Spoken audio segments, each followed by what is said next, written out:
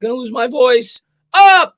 New York Giant fans, what's going on, everybody? Obviously, some huge news in the NFL today. Two big trades went down, first-round trades. The Miami Dolphins first traded back. We're going to go over all the specifics to number 12, and then they moved up to number 6, where the Philadelphia Eagles aren't in this. We're going to break down the trades. I'll talk about the trades. I'm also going to talk about, obviously, how it could potentially impact the New York Giants in this year's draft. You know, before any of these trades went down, I was pretty much set in stone that the Miami Dolphins were absolutely going to be taking a wide receiver or a offensive lineman, Penei Sewell, at number 3 overall. Now, that still is probably the case now that they're back at number 6. The Eagles, I think most people were starting to lean that the Eagles were either going to go quarterback or a weapon, whether it be, Kyle Pitts, whether it be a wide receiver. Well, that is no longer the case now that they've moved to 6, from 6 to 12, rather. So that could absolutely change the dynamics of the first round of this year's draft. The 49ers jumped up from 12 to 3. And you don't give up 3 first-round picks and go from 12 to 3 to not take a quarterback in a rich quarterback draft class. So it is fairly obvious to me at this point in time, unless the Jets keep Darnold, which I don't think will be the case, that the first 3 picks in this year's NFL draft will be quarterbacks, and potentially the first 4. The 49ers, you got to figure they're going to end up with either Trey Lance or Justin Fields. That's the only thing that makes sense to me. I'm going to have to let the dog up in a second. She just got up. She looks upset, and she's going to start barking in a second. So I'm going to let her upstairs right now, actually, before she starts to act up and it screws up the stream. But I'm going to be right back literally in 10 seconds. So just give me a second. Hold on. Let's go, dog. Come on, Neil. Upstairs. Want to go up? Come on.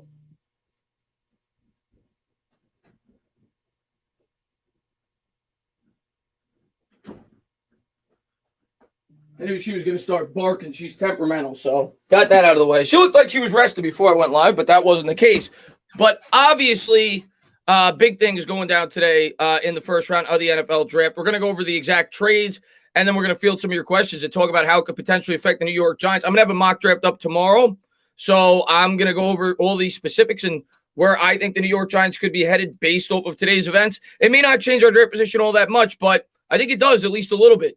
Give us a better opportunity to get potentially one of those early offensive linemen that a lot of us have been talking about, Rashawn Slater, Penei Sewell. Maybe it's possible one of these elite wide receivers drop to us. Maybe it's possible now Micah Parsons falls to us. We're going to go over all of it in the live stream. Buck, man, thank you very much, man. I can see Miami taking Kyle Pitts. We might get our offensive lineman. Yeah, I think Miami's going to end up taking a weapon. Well, I don't know. They might take Slater too. Miami might have looked at it like we're going to trade back up to 6. To ensure that we get the offensive lineman that we like, that obviously being either Slater or Penei Sewell, that's still entirely possible. If I had to guess, though, being that there would still probably be a good offensive lineman at 12, and I got to think, I'm definitely leaning that I think Miami is going to go with a weapon at number 6. That's my honest opinion. They could have stayed at 12 and probably got Elijah Vera Tucker, and they don't know which wide receivers will be there when they pick. But they definitely could still go offensive lineman. I wouldn't be surprised at all if they do that. But when you look at the draft now, the first 3 picks are going quarterback, and Atlanta very well could go quarterback, okay? That now brings you to the Cincinnati Bengals at number 5. I think the Bengals are more than likely going to take an offensive tackle. Then probably Penei Sewell.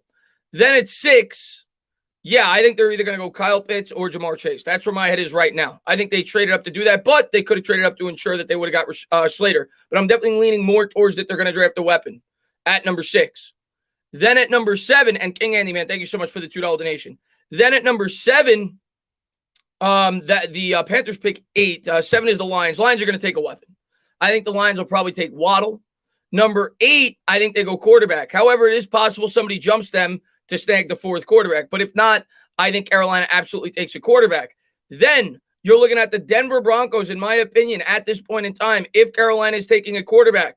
The Denver Broncos, in my opinion, at this point in time, if you're a fan of taking Parsons, are the only team, unless Carolina does it and they don't take a quarterback, more than likely who could take Parsons before we pick. So I think this definitely increased the possibility, being that a lot of people felt like the Philadelphia Eagles could definitely be taking Parsons, of him potentially falling to us. It also absolutely increased the possibility of Rashawn Slater falling to us at number 11 overall. And we're going to talk about all of it in the live stream, and we're going to go over the trades exactly. But King Andy, man, thank you very much, man. I appreciate it. Just want to make sure I don't miss anybody. Let me just make sure this was the next one. Buck, man, thank you very much. Let me just make sure I didn't miss anybody. King Andy, I did miss one. Neil, I'll read it here. Did you hear the rumor that Matt Lombardo, that Dave Gettlegod likes Devontae Smith? Would you take him over Slater or Parsons or even Pitts if he falls? I would not. I'm not going to be upset at all if they draft Devontae Smith. At this point, and this is how I feel right now. I'll be completely fine if they take a receiver. But at this point, I don't think it's our primary need. At this point, if you could get Slater, if he's there, or Penny Sewell, that'd be great. And if not him, I'm a big proponent of taking Micah Parsons if he's there at 11, if the character concerns aren't an issue, which I'm guessing they're not going to be. You saw Joe Judge, and you saw everybody seems to think it's not going to affect his draft stock too much. I think Parsons fits our scheme perfectly. So at this point, I think that's what I'm rooting for, an offensive lineman or Micah Parsons. But again, I'm not going to be upset if we take Devontae Smith. Get Kyle Pitts out of your head, in my opinion. Anybody that thinks we're taking Kyle Pitts, unless we trade Evan Ingram, you're dreaming. We're not drafting Kyle Pitts unless we trade Evan Ingram. If we trade Ingram, that opens up the possibility. But as of now, I'm going to operate and think as if we're not going to trade Evan Ingram until such time that we do. So right now, I don't think Kyle Pitts is going to be a New York Giant. And if you're a Giant fan, in my opinion, right now, you should be rooting for Kyle Pitts to go in the top 10 because I don't think we're drafting him. And if he goes in the top 10, that means one of the better prospects that you thought may go in the top 10 could fall to the New York Giants. So as a Giants fan right now, I'm rooting for at least 4 quarterbacks to go in the first 10 picks, which I think is near certainty at this point because there's going to be 3 in the top 3. And if nobody jumps Carolina will more than likely take a quarterback. And if Carolina does not take a quarterback, I think Denver would take a quarterback. So I think 4 quarterbacks are going in the top 10 before we pick, which is great news. And if Pitts also goes, who I don't think we'd be interested in drafting unless we trade Ingram, that then only leaves 5 other picks. I also am pretty much positive that the Dallas Cowboys are going with a cornerback. I think the Dallas Cowboys are going to sew up that cornerback spot. I think they're going to take Pat Surtain, which leaves only 4 other prospects that will go before the New York Giants pick if Pitts is off the board. And you got to figure Sewell's going to be one of them. You got to figure more than likely Jamar Chase will be one of them. But I think Parsons and Slater, if I had to guess right now, I think one of them is going to be there when we pick. And I think that's really good news for the New York Giants. But Buck, man, thank you very much, man. I appreciate it. And I already got King Andy, man. Thank you very much, man. I could see Miami take I already answered that one. Just want to make sure I don't skip anybody. Neil, I already got you, my man. Thank you very much, man. I appreciate it. And I did hear the rumor about Devontae Smith, but we could still be interested. I wouldn't be shocked. Rudy, man, thank you very much. Love surprise live stream. Such an exciting offseason. Rudy's the man. Been with me forever, man. Glad to see you in the stream, my man. Listen, man, it's only going to get more and more exciting as the draft gets here, but huge news went down today. We're going to go over the exact trades in a second. Kyle, man, thank you very much. We need to see the dog. Again, whenever I go live on Instagram, whenever I do it, I will show her. I'm kind of in like a corner right here. It's tough to get her here and show her on the screen. Al, man, thank you very much. So much for those dirty Eagles tanking that last game so they could pick at 6th day or clueless. Yeah, all right. Well, let's break down the trades now from an Eagles perspective, from a Dolphins perspective, and, of course, from a 49ers perspective. I'm going to do that in 1 second. Yuri, man, thank you very much. There's a reason why Dave Gettleman doesn't like trading down. We're not trading down. Unless we're completely blown away, we're not trading down, Yuri. Kelly, man, thank you very much. Great move for Miami. Gain an additional first and still get the first pick for a weapon this year. Miami blew this trade out of the water. And we're going to get to it in 1 second. Rodney, man, thank you very much. Do you believe that Washington has a better defense than us? My friend is a diehard Washington football team fan, and he's saying that Washington has a better squad. I think our defenses are fairly comparable at this point. I definitely respect Washington's defense. It's very good. I think with the addition of Dory Jackson, and I think we're going to address defense even more in the draft, I think we're right on par with them. I think it's neck and neck. I think both teams have great defenses. Both could easily finish in the top 5 this year. And it's going to come down to who has the better offense as to who will be the better team this year. And that's going to be between Daniel Jones and Ryan Fitzpatrick and the weapons they got over there. I assume Fitzpatrick's going to be the starter at this point. DeAndre Baker, thank you very much. We need to take Parsons, put the D back in. I would like Parsons. I think he's a missing link and he fits the scheme very well. I also would love Slater, though. Jai, thank you very much. Why doesn't Denver believe in Drew Lock? I wouldn't believe in Drew Lock. Drew Lock was one of those quarterbacks going into last year that everybody was going goo gaga over. All I heard about was how good Drew Lock was and how he's better than Daniel Jones and this and that and the other thing. Drew Lock's not good. And, I'll say another thing. Denver could take an offensive lineman. I wouldn't be shocked. Their offensive line isn't that good to begin with. That's another possibility. I think they'll probably take Parsons if he's there, but if there was a quarterback there they could definitely take one.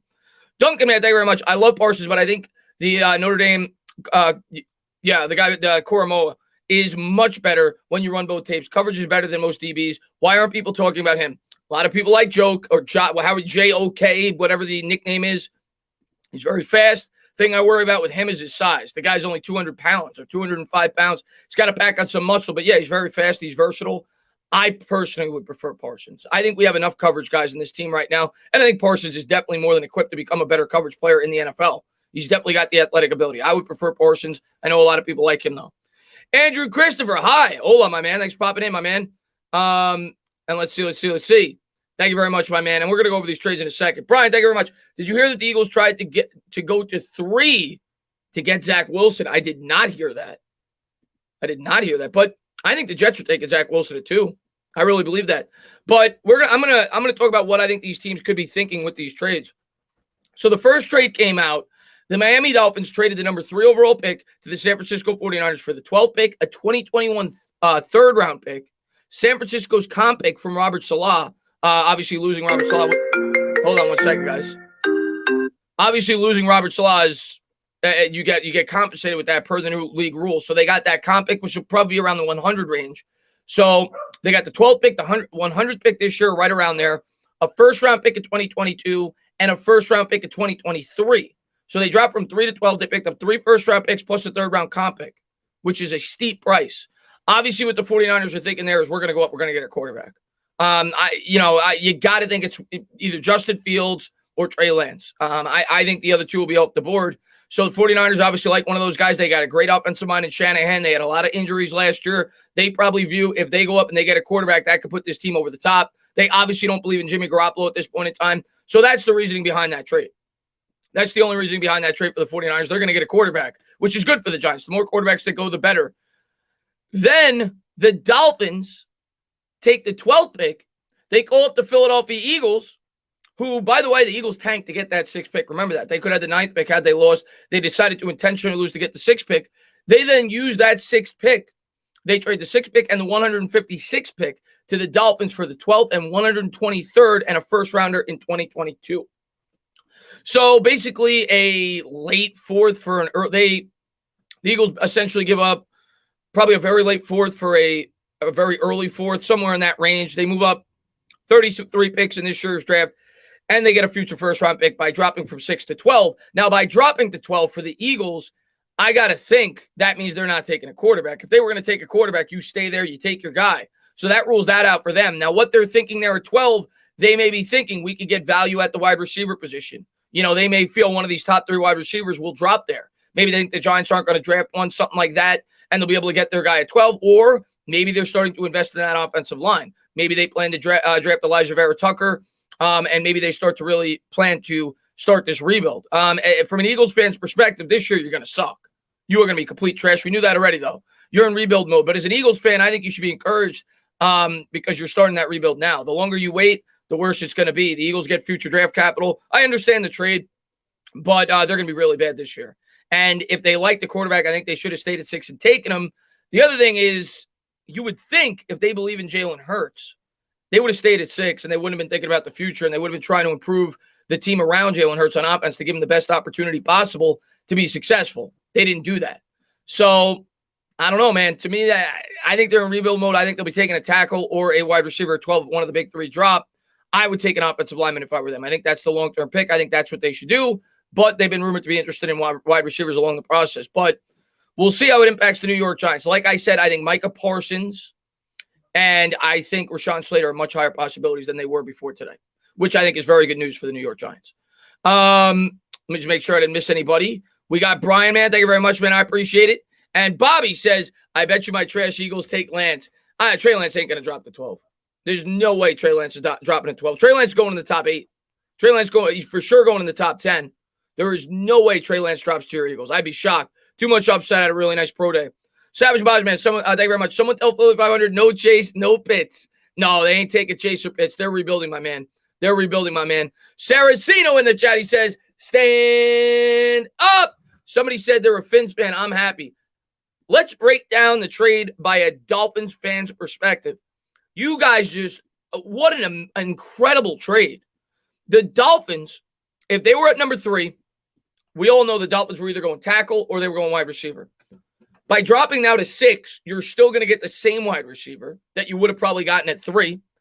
And you may even get the same tackle, either Rashawn Slater or Penny Sewell. You're going to be able to get one of those two players. So they almost lose nothing by dropping down from 3 to 6 in terms of the players that they're going to be able to take in this year's draft. Not to mention they're going to pay them less than if they picked them at 3. And in addition to that, you now pick up an additional first-round pick. Of course, you traded one in the second trade, but you pick up an additional first-round pick. You still get to pick probably the same player you would have taken at 3. It's a great trade for the Miami Dolphins. Of course, for the 49ers, it works out if they pick the quarterback and the quarterback, is a franchise quarterback. It makes sense. The Eagles, I think it's a rebuild mode move, but you got to love the trade if you're a Miami Dolphins fan. There's nothing bad that comes out of it for you guys, in my opinion. And Stephen Lloyd, man, thank you very much. 3 buys next season, Chris. We get a regular buy, and we play the Pigeons twice, rolling on the floor laughing, and Parsons all the way. I think Parsons is in play if the character concerns are not an issue. I think he's the type of guy that could really put this defense over the top. We'll see if that's what they decide to do. I'm hoping for Slater or Parsons right now. That's where my head is at as a New York Giants fan. David, man, thank you very much. Huge trades leave the door open for a premier pass rusher or O-line help. If we go O-line in the first and pass rusher in the second, who will be our guys? I mean, I got to think it's Slater if we're going offensive line in the first. If he drops to 11, I got to think it's Slater. Could be Vera Tucker. He's versatile, but I got to think it's Slater. I don't think Penny Sewell's going to get to us.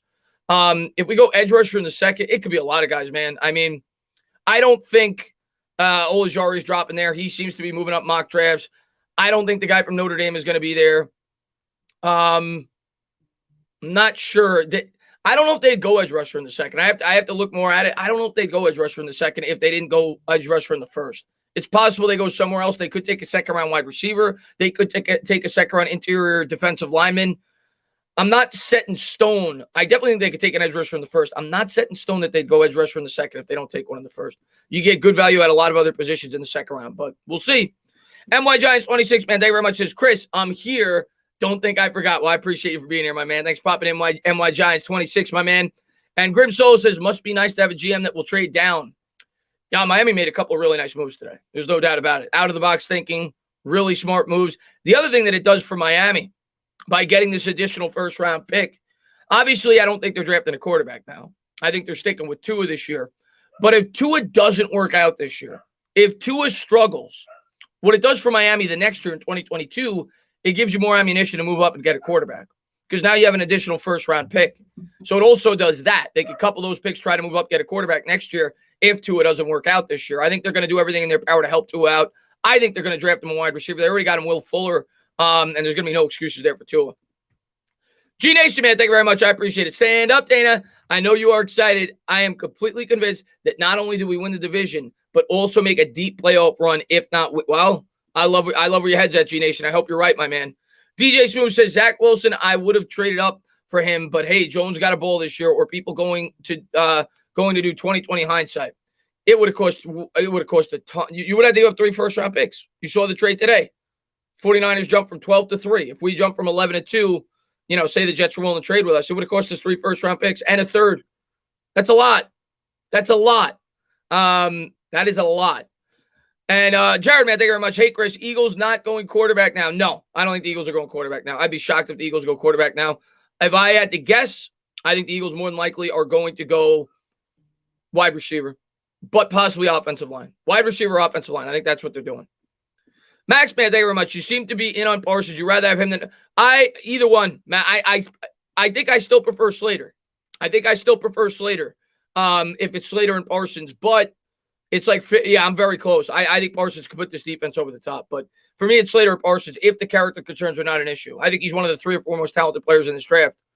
And I think it's very possible he could fall to us. Not saying he will. I think it's very possible. But I'm still leaning Slater, but I'd be very okay with Parsons. Kelly, man, thank you very much. Slater or Parsons is the pick in my. I agree with you. That's what I'm looking at right now. I think one of them will probably fall to us. I think one of those 2 guys are probably going to fall to us.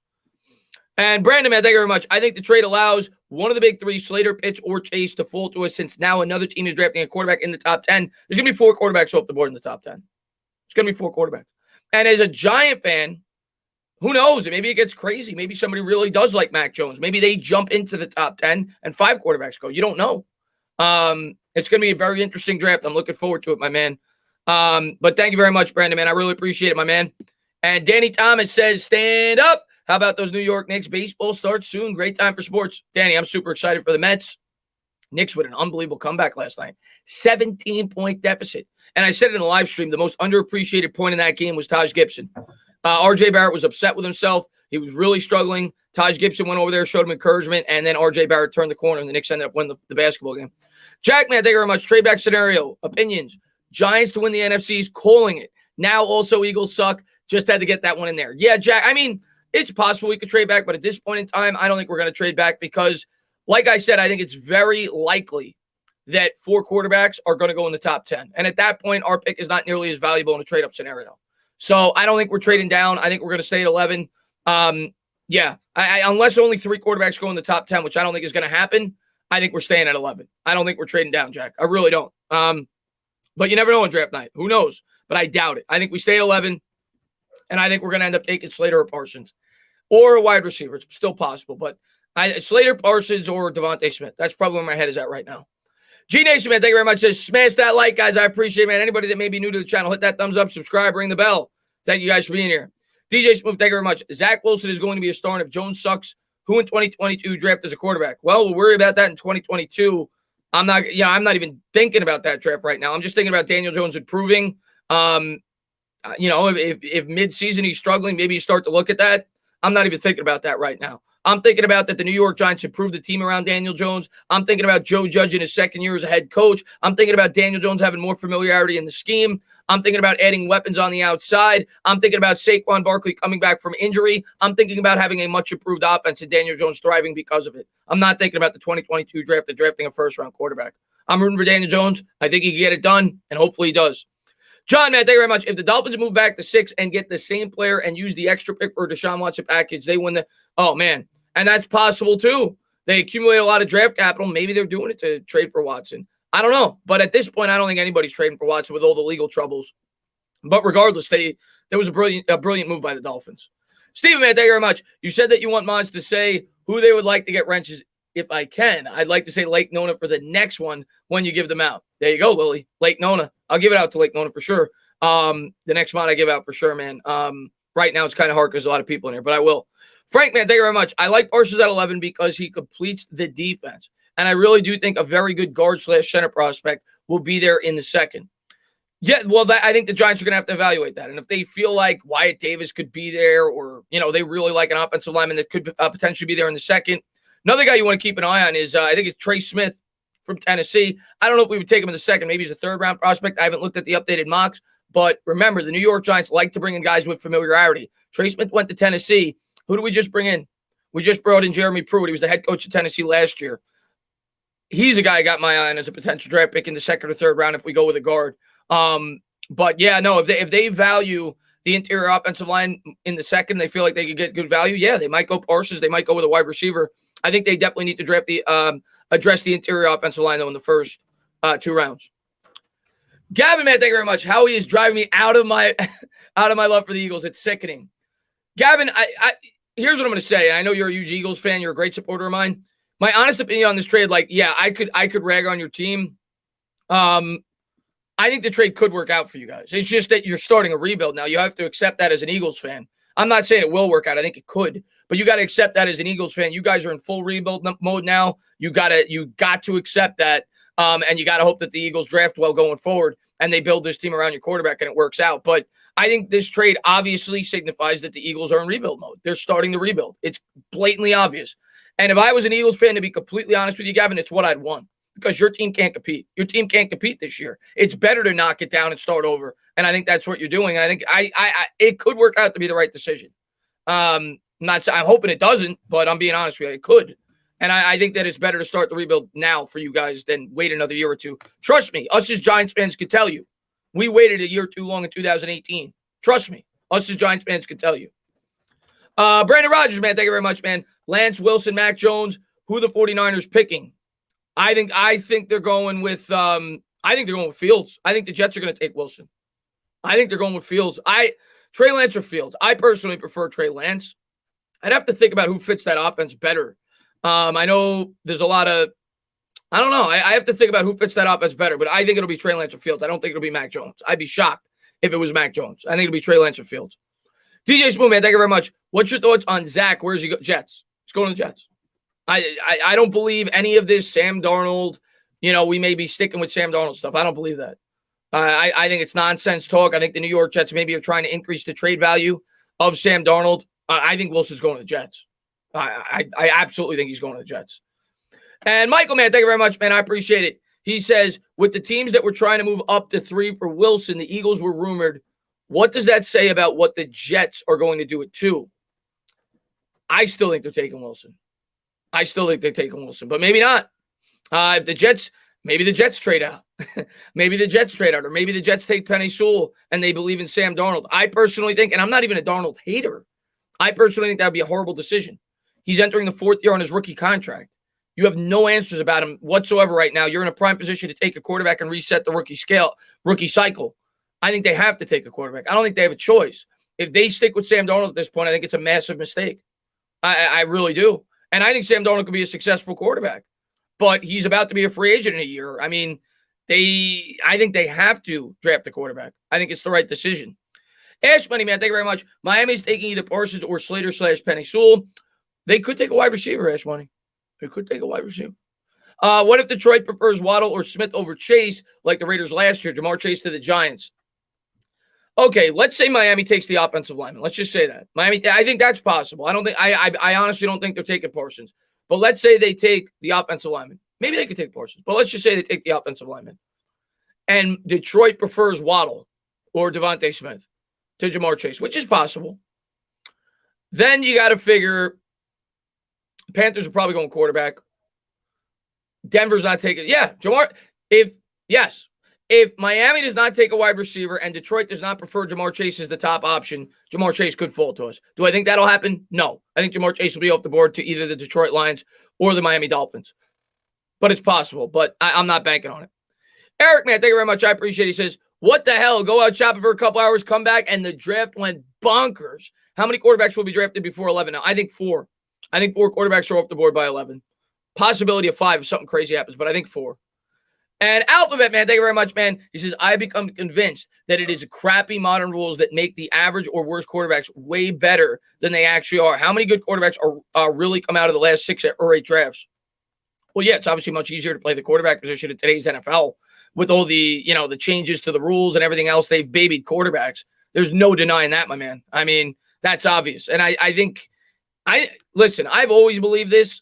I think it's more so the team than the quarterback. I think most NFL quarterbacks that are drafted in the first round, obviously there's some that are much more talented than others, but I think most quarterbacks that are drafted early in the first round have the talent if you provide them with the team. Most. I'm not saying all. Like Jamarcus Russell was never going to work out, but most. And if you provide them with the team, I think they could be successful. I think that has more to do with quarterbacks who fail and succeed than anything else. That's what I've always believed. DJ Smoothman, thank you very much. Are you writing off 2022 quarterback? No, I'm not writing it off. The only way it's going to happen, though, the New York Giants would have to be one of the worst teams in the league. Daniel Jones would have to struggle mightily. And why do I want to think about that? I want to think about Daniel Jones succeeding. The New York Giants are all in. They're trying to push the process. They've expressed extreme confidence in Daniel Jones by doing the things they've done this offseason. Joe Judge has come out and said that he really believes in him. Gettleman obviously believes in him. So why am I going to be thinking about quarterback prospects next year? I want Jones to succeed. If he fails, we'll talk about it. But I want him to succeed. John, man, thank you very much. I appreciate it. Got my first Knicks jersey in 20 years delivered today. Broadway Barrett, stand up.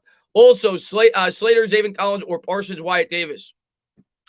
Right now, John, I'm with you. I think those would be good. I would love Wyatt Davis if we go Parsons in the second. That, to me, would be a near perfect first 2 rounds. But to me, I think those are the 2 most likely guys we're going to draft in the first round. If one of them drops, and I think one will. Parsons or Slater. That's where my head's at right now. That doesn't mean it's going to happen. They may love an edge rusher prospect. They may love a wide receiver prospect. But that's where I'm leaning. And I think about Parsons in this defense with the pieces that we already have. Dude, I mean, you get Parsons on this defense with his versatility. Most people think he could be the best edge rusher in this class. And he's a middle linebacker. He's versatile. He's played all over the field. He's perfect for this scheme. You worry a little bit about the coverage, but you get Parsons in this defense. with the pieces we already have on the outside, with the cornerbacks, with the safeties, with the strong defensive line, Martinez in the middle with him, Giants might want to have one of the top 3 defenses in the league. I'm serious. Like, it could be insane. It could be insane. And Taco Man, thank you very much. I appreciate it. Look what I sent you about the Knicks quick, please. I'll try my best, Taco Man. I don't know if it's a message. I don't know if it's an at. I have a lot of messages. It's hard for me to. All right, here we go. 2 minutes ago, he said, supposedly there's talks about Andre Drummond to the Knicks and being extended for. Oh, God. Oh. I don't want that. I don't want 4 years, $64 million for Andre Drummond. I don't want that. That would be horrible news. I don't want that. Please don't do that. But thank you very much, Taco Man. I appreciate it, my man. And DJ Smooth, man, thank you very much. He says, Wilson or Jones, gut and heart feeling. I would. What do you mean? Who's going to be better? Who's going to be put in a better situation? I mean, I like Wilson a lot. I'll be the first to tell you. I don't think the Jets are a great situation, though. So I don't know, man. I still think Jones can be a good quarterback. That's all I really care about. I don't care who the better quarterback is. I care if my quarterback can get my team wins, and I think he can. I think Daniel Jones, if we support him the proper way, I think he's going to improve this year. Let's see what happens. Yeah, Zach Wilson's really good. I like Zach Wilson a lot, but I definitely believe in Daniel Jones if we give him the right pieces around him. Not to be Pat Mahomes, not to be Josh Allen, but to be a guy that can win games. And that's fine. I'm fine with that. I don't need the best quarterback in the NFL. I need a guy who could go out there and win games. And I am excited to see if we improve this team around him, if he could do it. I think he's going to answer the call. Grim man, thank you very much, man. I appreciate it. He says, Saban said his philosophy changed from running the ball to embracing the modern game, which is passing-based. Think Judge has gone that way as well. Well, I don't know. I mean, last year we ran the ball a ton. I think Judge is adaptable. I think Judge is going to base his offense based off of his team's strengths and weaknesses. Last year when Saquon Barkley went down, that took away our weapons in the passing game. Barkley, of course, is a great receiver in his own right, but when Barkley went down, teams defended the pass, and they dared the New York Giants to run the ball. So I think it all depends on matchups. I think it all depends on how our team is constructed. But yes, I expect the New York Giants to throw the ball more this year. I think they're going to be balanced, though. I don't think they're going to be a team that's going to go out there and throw the ball 50 times a game, if that's what you expect. I definitely don't expect that. I think they're going to run the ball a healthy amount. I think they're going to be a balanced offense, but they're going to take more shots down the field. They brought in 2 big play threats as wide receivers, and I think they're going to take more shots down the field this year. And I think Barkley being back is going to help the passing game. But I don't think they're going to be the Kansas City Chiefs. I don't think they're going to be one of those teams. I just don't. I think they're going to be a more balanced attack, but I think they'll be more productive in throwing the football. And DJ Smooth, man, thank you very much, man. Stand up. What's going on, Christoph Porzingis? DJ Smooth says, I feel like he's the only question mark. My bad, Chris. I think there's more question marks. Daniel Jones is certainly a question mark right now, but I think there's definitely more question marks. I think the offensive line is a huge question mark. That's why I want to address it as early as possible in the draft. I think the offensive line is a huge question mark. I think we have question marks off the edge. And I think we're pretty strong outside of that, but the offensive line is very important. We all know that. That is a big question mark right now. We need them to improve big time. I think that's the biggest question mark, if I'm being honest with you. I honestly believe if the offensive line is at least league average with the weapons we have and the defense that we have, that I think is going to present the offense with better opportunities, I think Jones will be good. I think it comes down to the offensive line. I think that's by far the most important thing this offseason that needs to take a big step up. JD, man, thank you very much, man. Parsons is exciting, but the D is already top 10. The O-line is still in desperate need of a first-round talent. Just be functional or D won't matter. Hey, if they take a wide receiver, I'm not going to cry about it. I'll understand it. I think it's like our 4th or 5th biggest need right now, though, if I'm being completely honest with you. But if they're blown away with a wide receiver prospect and they want to take him, they think he could make this offense otherworldly, I'm not going to complain. But if we can't block, those weapons don't mean anything. You got to be able to block. JL, man, thank you very much. I think we can contend this year. I can't stand mainstream Giants hate. I definitely think we can contend this year. We're right in the thick of it for the NFC. We're right in the thick of it, man. Should have won it last year. Brady Bozo, man, thank you very much. What was the trade, Chris? All right, let's go over the trades real quick. There were 2 trades today, and I'm going to go over them for you right now. Miami, and I'm going to go over the exact trades. But Miami traded down from 3 to 12 initially. The Dolphins gave up the 3rd overall pick to the San Francisco 49ers for the 12th pick. So they went from 3 to 12. They also got an additional 3rd-round comp pick this year. So like the 100th overall, a first-round pick in 2022, and a first-round pick in 2023 from the San Francisco 49ers. So the 49ers gave up a 3rd-round pick and 3 firsts to jump up to number 3 to get a quarterback, presumably. Then after the Dolphins did that, they took one of the 2 first-round picks that they acquired because obviously they dropped from 6 to 12. That was one of the first picks that they got. But they took one of the 2 that they acquired and they jumped up to 6, and the Eagles traded down to 12. So essentially, the Miami Dolphins gained 1 first-round pick. They dropped 3 spots and a third round. Well, I think they gave up, and a third-round pick. They gained a third-round pick, a first-round pick, and they dropped 3 spots in the first round. And they're probably still going to get the same player at 6 that they would have gotten at 3, more than likely. The Eagles jumped from down from 6 to 12, and they got a future first-round pick and kind of moved up 25 spots in this year's draft. That's what they got. And the Niners, like I said, gave up 3 first-round picks and a third. So that pretty much sums up all the trades today, and we're talking about how it could impact the New York Giants in the draft. DJ Smooth says we need to trade for Nick Bosa now. I mean, who the hell is trading Nick Bosa? Niners ain't trading Nick Bosa, man. Niners are trying to win. They ain't trading Nick Bosa. And Bear, man, thank you very much. You doing any mock drafts tomorrow? I'm going to have a mock draft up tomorrow. My second mock draft will be up tomorrow after all these trades. Andrew, man, thank you very much. Chris Sims said San Fran is taking Mac Jones. Please take Mac Jones.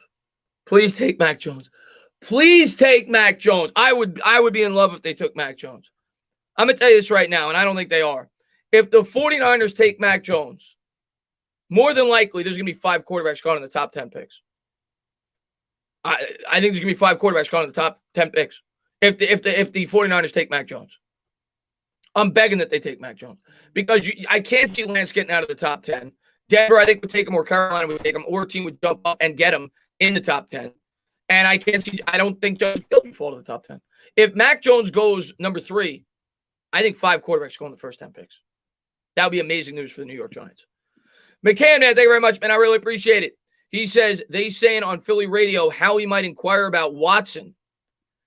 I don't see it, man. You got more draft capital. I don't know if you're an Eagles fan, McCann, but the Eagles got more draft capital now because they got an additional first-round pick. It's possible. I don't see the cap space either. They have no cap space to begin with. Somebody's saying lag. If it's lagging, I'll try to fix it. I don't see a lag on my phone, and I don't see the bars changing, but it's possible. Maybe that is what they're thinking about doing. Who knows? Willie Bumba, man, thank you very much. More flexibility for Ingram with true tight end 1 in the New York Giants. What do you mean in terms of using him or trading him? Yeah, I think by adding Rudolph, it definitely ups the possibility of the New York Giants trading Ingram, if that's what you're saying, or if you mean that they could use him more so on the outside. I also agree with that. I don't think they're going to trade Ingram. I think Ingram's going to be here this year. I know a lot of Giants fans want to trade him. I don't think they're trading Ingram. Matty G, man, thank you very much. I appreciate it, man, for the $5 donation, man. Thank you so much for being a great supporter. Love the dinosaur picture there, man. Thanks so much, my man. And what else we got? DJ Smooth says, how can we get Amino? How can we get Amino? Oh, you mean the general manager? I'm assuming that's what you mean. Hold on one second. I don't even know the name of the general manager. I think that's what you mean.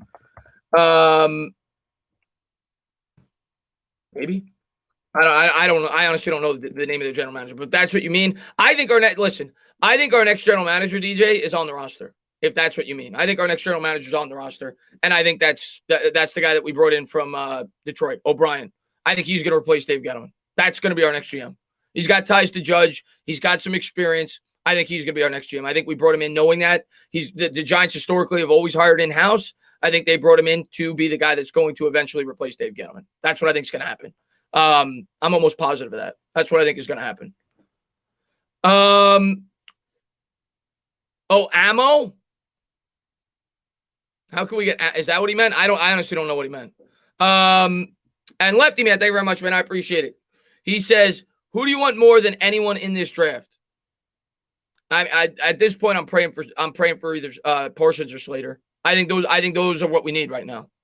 I think that's what we need right now. I think those are our 2 biggest needs right now. I think Parsons could be an edge as well as a middle linebacker. He's versatile for the scheme. The only thing I'm concerned with is the character issues. But I think for me, it's Parsons or Slater. If they get a wide receiver, I'll be happy to. But that's what I'm hoping for right now, Lefty. That's what I'm hoping for. And the other thing I said the other day, I think the Giants are looking for an immediate impact player. Immediate impact player. Who in this draft, guys, and I'm going to ask the chat right now, that we could possibly draft in the first round? Because right now, to me, it's clearly obvious that the Giants have accelerated the process. They spent $110 million in free agency. I think they're trying to compete, and I think they're trying to make a run at it. Well, Daniel Jones is still on his rookie salary. Who in this year's draft where the Giants are going to be picking, to me, is Parsons. But what do you guys think? Who is the most immediate impact player? The guy that steps in and makes an immediate impact. I think it's Parsons. Pitts, we're not taking Pitts. I saw somebody say Pitts. We're not taking Pitts. We signed Kyle Rudolph. I don't think we're taking Pitts. I think it's Parsons. I think Parsons is the immediate impact player. And DJ Smooth, man, thank you very much, man. How can we get trade capital like Miami? Trading down a lot. That's how you do it. But Miami also, initially, when they got trade capital the first time around, you got to remember they had very talented players, young players, still early in their salaries. So you got to remember that too. I think Parsons is the immediate impact player. And somebody said Smith. I mean, you could argue Smith, but to me, wide receivers a lot of times take some time. And I don't know. I feel like Parsons would have more of an immediate impact than Smith because we still have Shepard and Slayton. I don't know. I think Parsons is the immediate impact player. If the character concerns are not an issue, I think the Giants are going to take Parsons or Slater. Deception, man, thank you very much. I wouldn't be upset if we took Slater at 11, but if Waddle fell to us, we shouldn't pass. I think the best way to protect Jones is to force the opposing defense to drop more in coverage and not bend their ears back. It definitely helps. That helps the offensive line as well. And maybe that's the route that they elect to go. But we'll see. Willie Bum, thank you very much. Slater, Parsons, not a culture fit. Creed Humphreys. We're not taking Creed Humphreys in the first round. Oh, you mean Slater? You want to take Slater in the first and Parsons because Parsons isn't a culture fit? Yeah, like I said, if they're concerned about the culture, and Joe Judge was obviously there yesterday, and he was talking to Parsons, so there's got to be some interest there. But if they are concerned about the culture, you're absolutely right. I think Slater's the way that they go if he's there, and he fills the immediate need, in my opinion. And I think it's a great long-term pick as well as it'll help the offensive line this year. I'm a Slater Parsons guy right now. DJ Smooth, man, thank you very much, man. I appreciate it. He says Lawrence will fall to 11. Book it.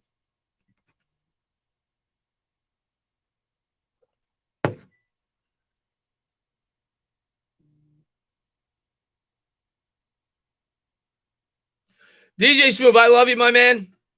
But please put down the ganja. Please put down the ganja. Trevor Lawrence isn't getting the number 2. Please put down the ganja, my man. Please put down the ganja.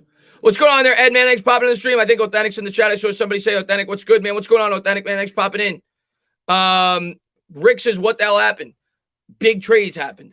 The Miami Dolphins dropped from I'll go over the exact details again, but the Miami Dolphins dropped from 3 to 12. Then they moved up from 12 to 6.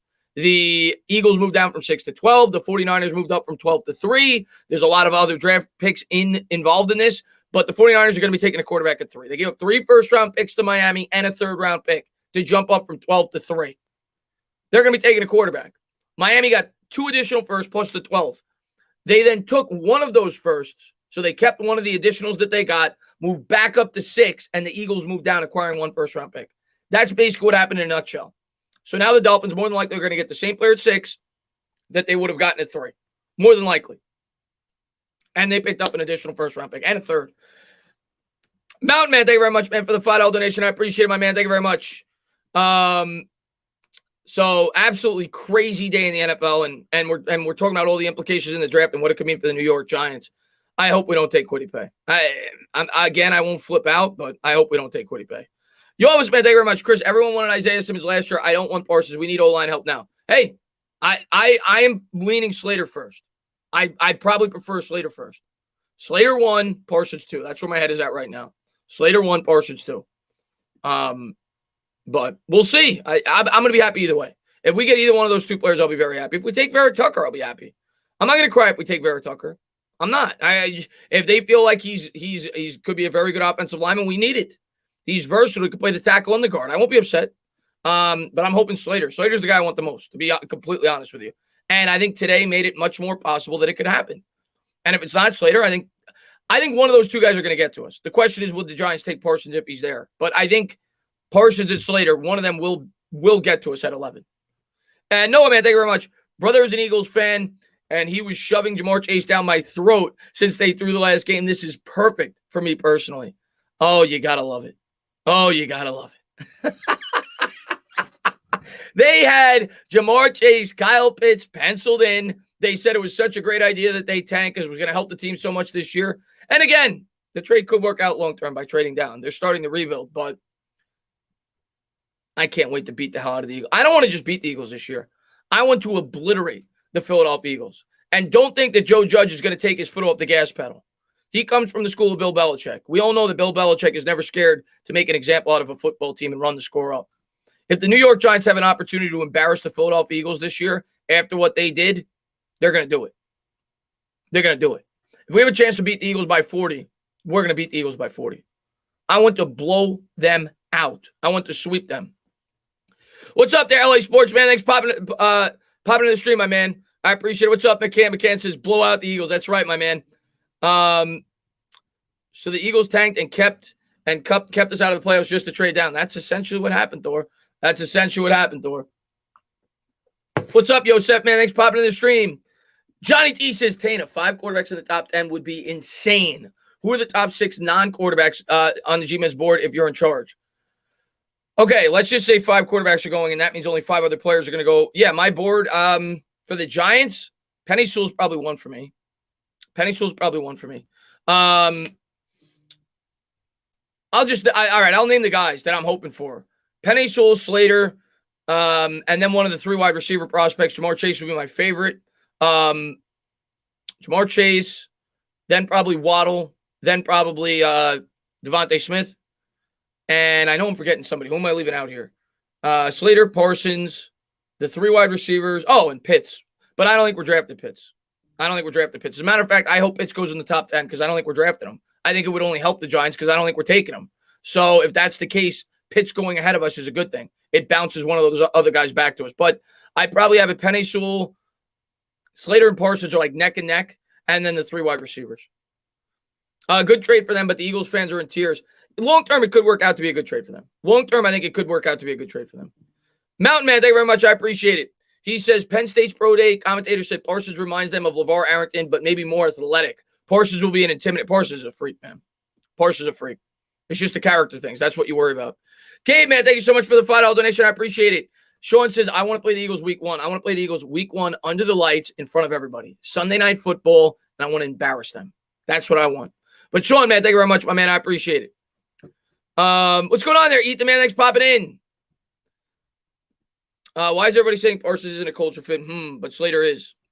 Well, I think it's because of the allegations at college. That's what people's thought process is. But everything I'm reading, people don't seem to think it's going to hurt his draft stock. So we'll see. James, man, thank you very much. ESPN just said the 49ers are keeping Jimmy Garoppolo. That I heard about, and I don't really get that one. I mean, maybe they're going to use Garoppolo as a mentor. You know what? If they're going to do that, you know who I think they're going to draft? If they're going to keep Jimmy Garoppolo, you know who I think the 49ers are going to draft? I think they're going to take Trey Lance. Trey Lance is the guy that a lot of people feel is a project with immense upside. Maybe they let Garoppolo start the first 7 or 8 games, him get his feet wet, him learn. I think they're taking Trey Lance. I think Trey Lance is going to go 3. I think Trey Lance is going to go 3. Justin, man, thank you very much, man. I really appreciate it. He says, I love the way Parsons answers his character. Yeah, no, you had to like what you hear yesterday, but we'll see. But I think they're taking Trey Lance. Justin, man, thank you very much, man. I appreciate it. And would you put Parsons in the Chase Young talent category? And it's tough to compare. They're not the same type of player. It's tough to compare. Probably not.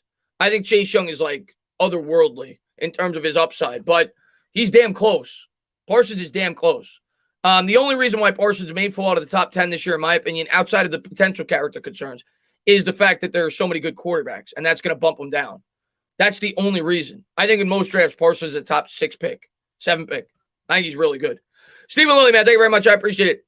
First 3 picks going quarterback, so whoever the Giants get is going to be great for us, and looks like the Finns was always going wide receiver. I think the Dolphins are going wide receiver because they wouldn't have had to trade back up if they probably have their eyes set on Jamar Chase or Kyle Pitts. That's probably where they are.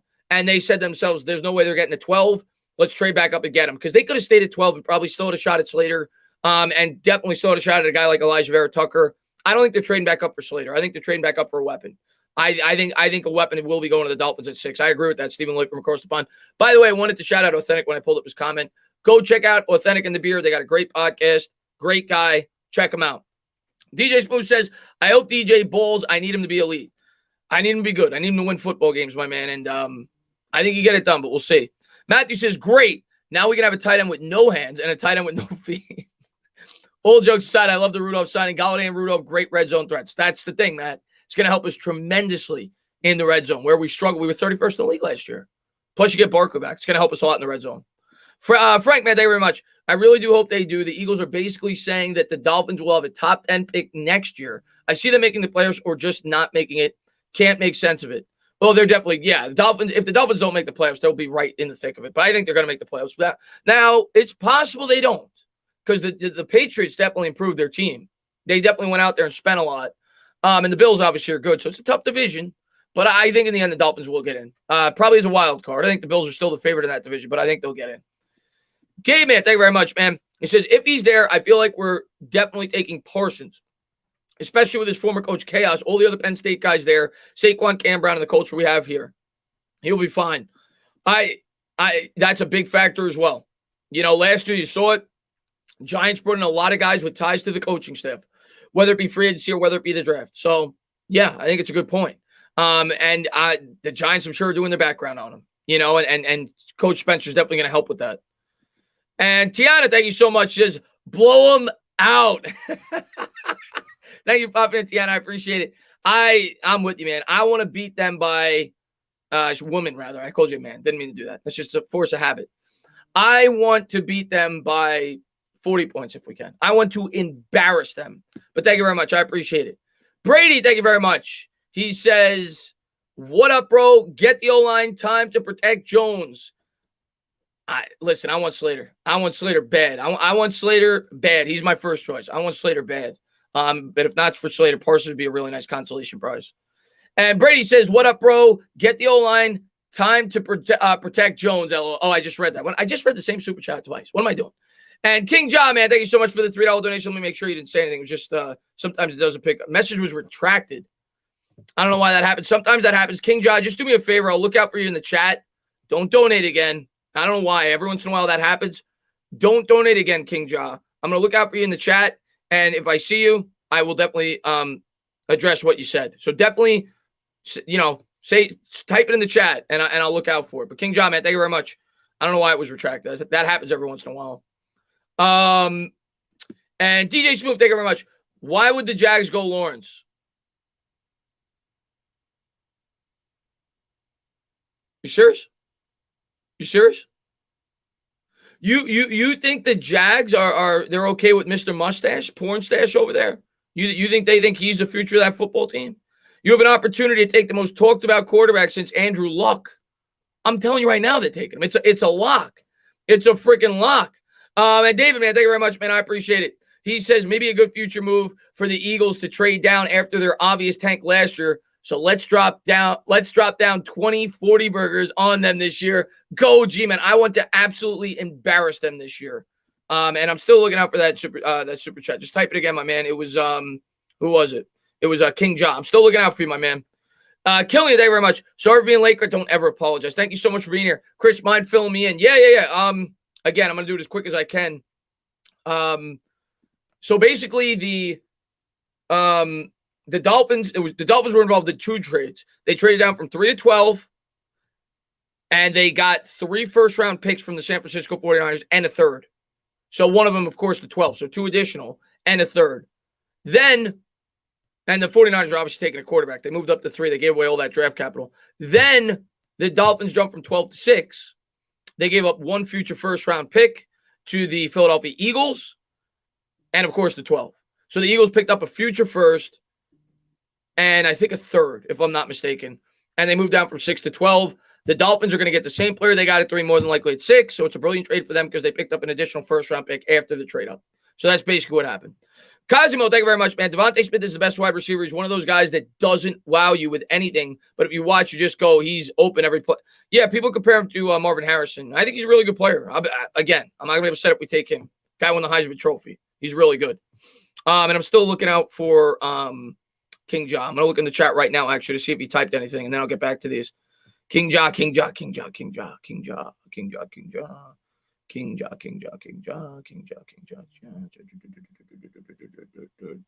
Still don't see it. Oh, he just donated again, man.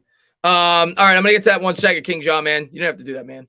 Danny, man, thank you very much. If the Giants don't end up with Micah Parsons, I believe they will target Shaka Toney in the 3rd or the 4th. Nice production out of Penn State. There's a lot of good players out of Penn State, and they were there for the pro days yesterday. They may not take Parsons. They very well may be going offensive line. I don't think both Slater and Parsons will be there. I think one will be off the board, and I think one will be there. And if I had to predict right now, it's just a guess. You know, we still got a month to go. I think that they would take one of them. I would think they would take the one that got there. But I'm leaning on one Slater, man. Derek, man, thank you very much, man. If Deshaun doesn't get in trouble with these allegations, do you think the Finns are stockpiling draft picks to make a run at Watson? Other people said, the Eagles making are stockpiling picks to go after him? It's possible. It's possible. That was my first thought when the trade went down. But then I said to myself, who's trading for Watson right now with all the allegations and everything else? So I don't know. I think the Dolphins just took advantage of a really good situation where they know that they could basically get the same player at 6 as they can 3, and they picked up draft capital. Vin, man, thank you very much. Really think linebacker is a place we've never been elite. Well, we haven't drafted a first-round linebacker since 1984, so I wouldn't bank on it. You know what I'm saying? And everybody corrected me. It was Carl Banks. But they have not drafted a first-round linebacker since 1984. So I get why people don't think it's going to happen. Plus the character concerns. I think he's a possibility, but Slater probably makes the most sense if he's there. Let's see. King John, man, thank you very much. What the blank, bro? Why does everyone keep asking about our quarterback? Jeez, dude, get off it. Daniel Jones is our quarterback. Stop asking. Hey, man, I'm with you, man. There's no point. Just embrace it at this point. If you don't like Daniel Jones, embrace it and hope he does good. He's going to be your quarterback. And I got news for you. Unless he's horrible this year or the Giants finish in the top 5 like the Jets this past year, he's going to be your quarterback another year. I got news for you. So embrace it and hope the guy does good. Stephen Lloyd, man, thank you very much. Can we send DJ Smooth to Jerry Jones's right-hand man? Because with his comments, he would suit them really well. Stephen Lloyd from across the pond. Simon says, my man, driving and listening. Thoughts on the Birds move. I'm going to be honest with you. And I know Eagles fans, and I would love to come on here and completely destroy them for the trade. I'm going to be honest with you. And I know Eagles fans are depressed about it because Eagles fans, their season's over this year. Their season's over this year. If they were being reasonable and rational, they should have known that already. They're a team that should be rebuilding. But I actually think it's a good decision by the Eagles. I really do. And I hate to say that. But I think they're not duplicating the mistake that we made, and they're starting to rebuild when they should. And I think that's what this signifies. They're trading down. They're getting draft capital. And I think they're looking to start the rebuild this year. That's the only thing that makes sense to me. And obviously they got to hit on their picks, but I think it's the right decision by the Eagles. There was a trade there to get future draft capital. You could probably still get one of the top 3 wide receivers if you want one, if that was what their plan was, and you get a future first-round pick. So they're going to suck this year, though, but I think it was a good decision by them. Danny, man, thank you very much. Slater or Waddle, if they're both there at 11. Slater. I'm taking Slater. Football guy, thank you very much. Said before, I'll say it again. Barkley, Galladay, Pitts. We'll see. We'll see if Pitts is there, man. We'll see if Pitts is there. But thank you very much, my man. I appreciate it, football guy. Thoughts, too.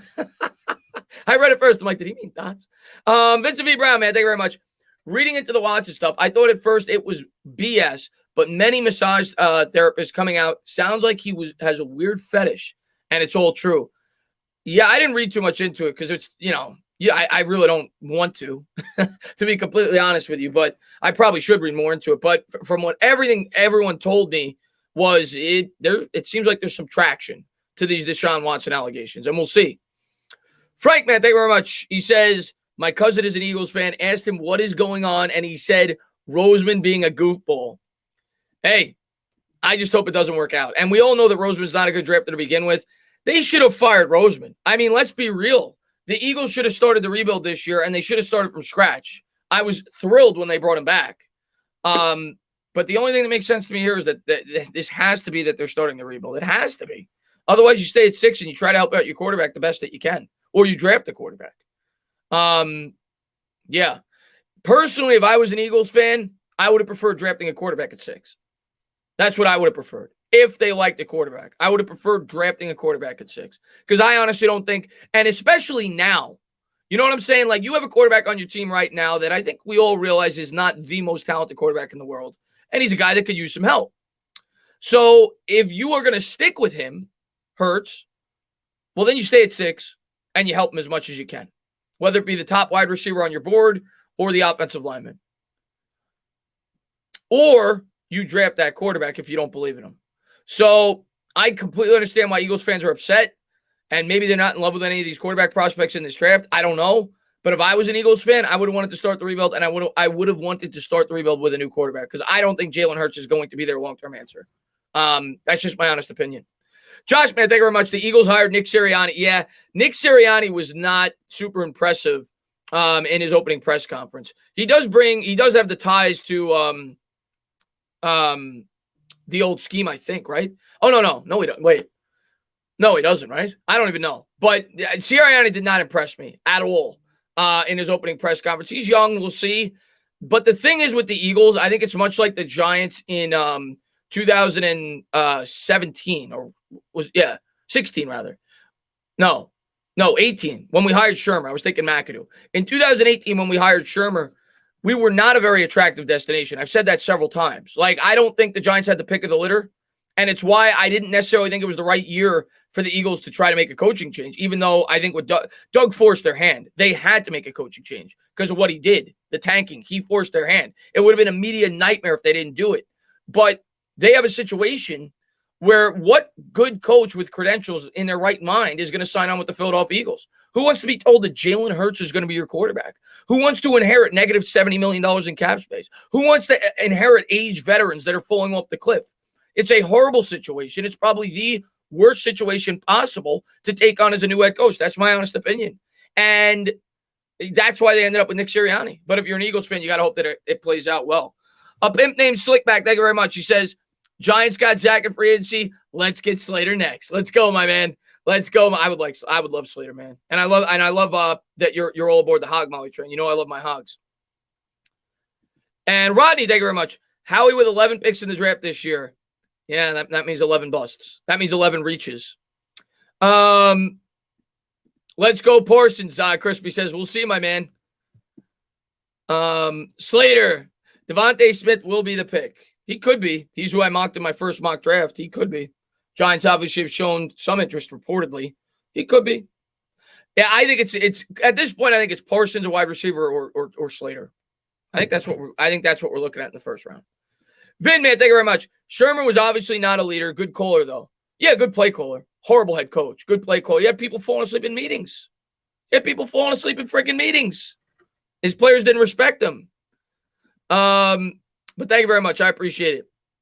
And Big Daddy says, someone might fall and we surprise everybody. Big Daddy, I said at the top of the stream, I would say 80%, maybe 85%. One of Parsons or Slater is going to be there when we pick. And I'll go as far to say this, Big Daddy.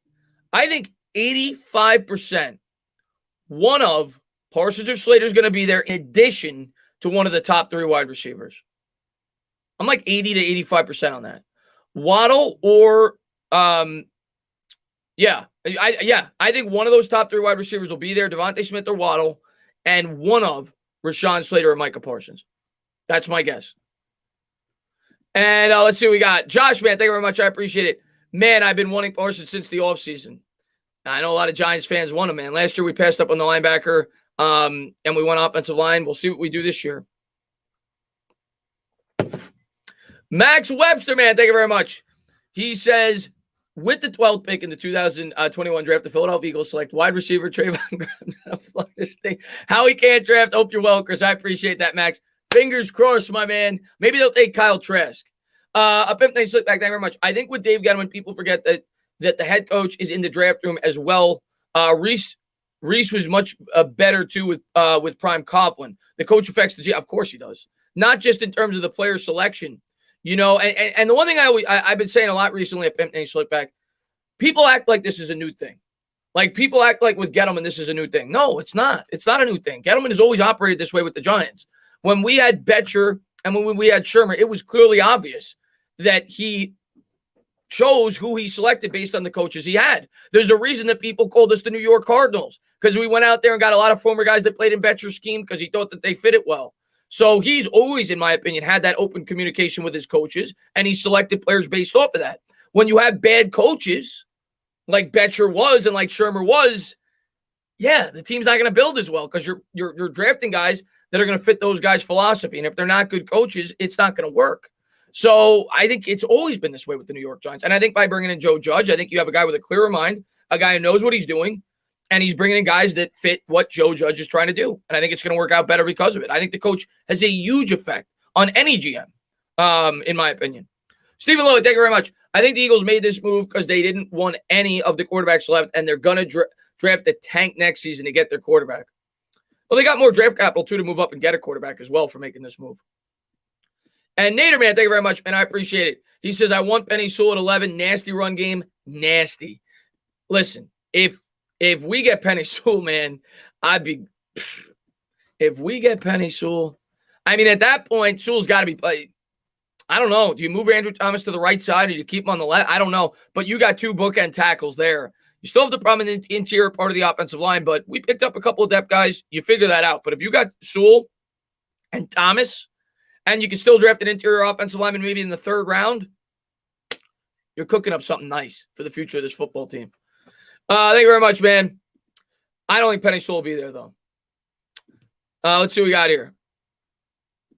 Philly wanted Zach Wilson, but they didn't want to go up to 2 and weren't sure if he'd be there. I don't think he'll be there at 3. I think the Jets are going to take him. But if that's the case, so they must not like any other quarterback in this draft. Because if that's the case, why don't you just stay at 6 and draft a quarterback if they were going to draft a quarterback? They must not like the other quarterbacks in this draft because they're not going to be there. And you don't trade down to draft the quarterback. It doesn't make sense. So they must have only liked Zach Wilson. They must not like the other quarterbacks in this draft.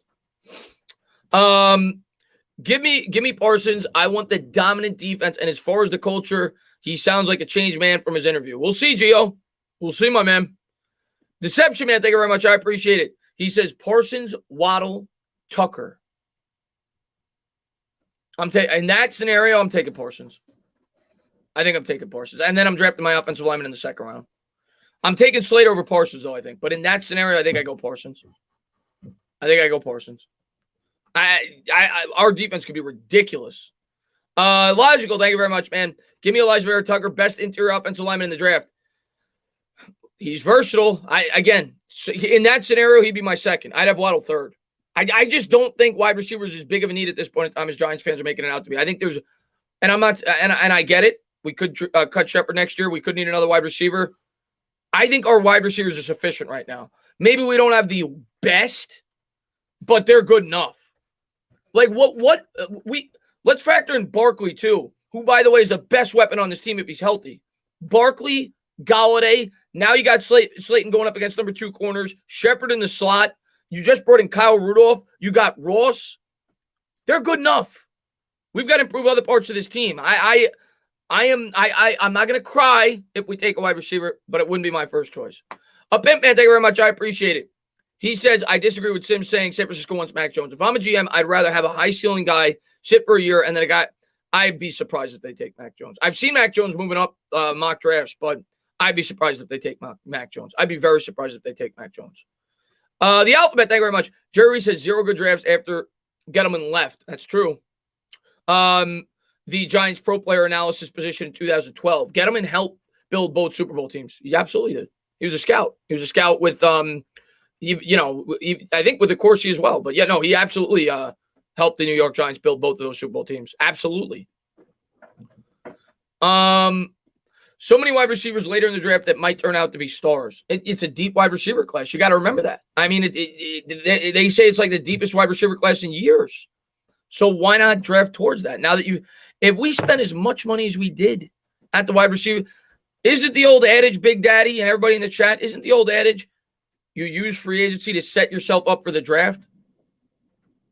Well, we brought in more wide receivers than any other position in free agency.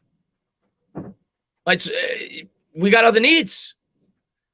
And King John, man, thank you very much. Yo, and I tell you, bro, the more and more I listen to this channel, the more I get encouraged about this team. I appreciate that, King John, man. Thank you very much, man.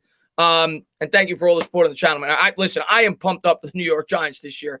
And I'm going to be going to training camp if they open it up to the public. I'm looking forward to that. Maybe get to meet some of you guys, do a live stream. But I'm super excited for the New York Giants this year. It's the first time since I've been on YouTube going into the year that I've got high hopes for this team. Like, I legitimately think we could be a really good team this year.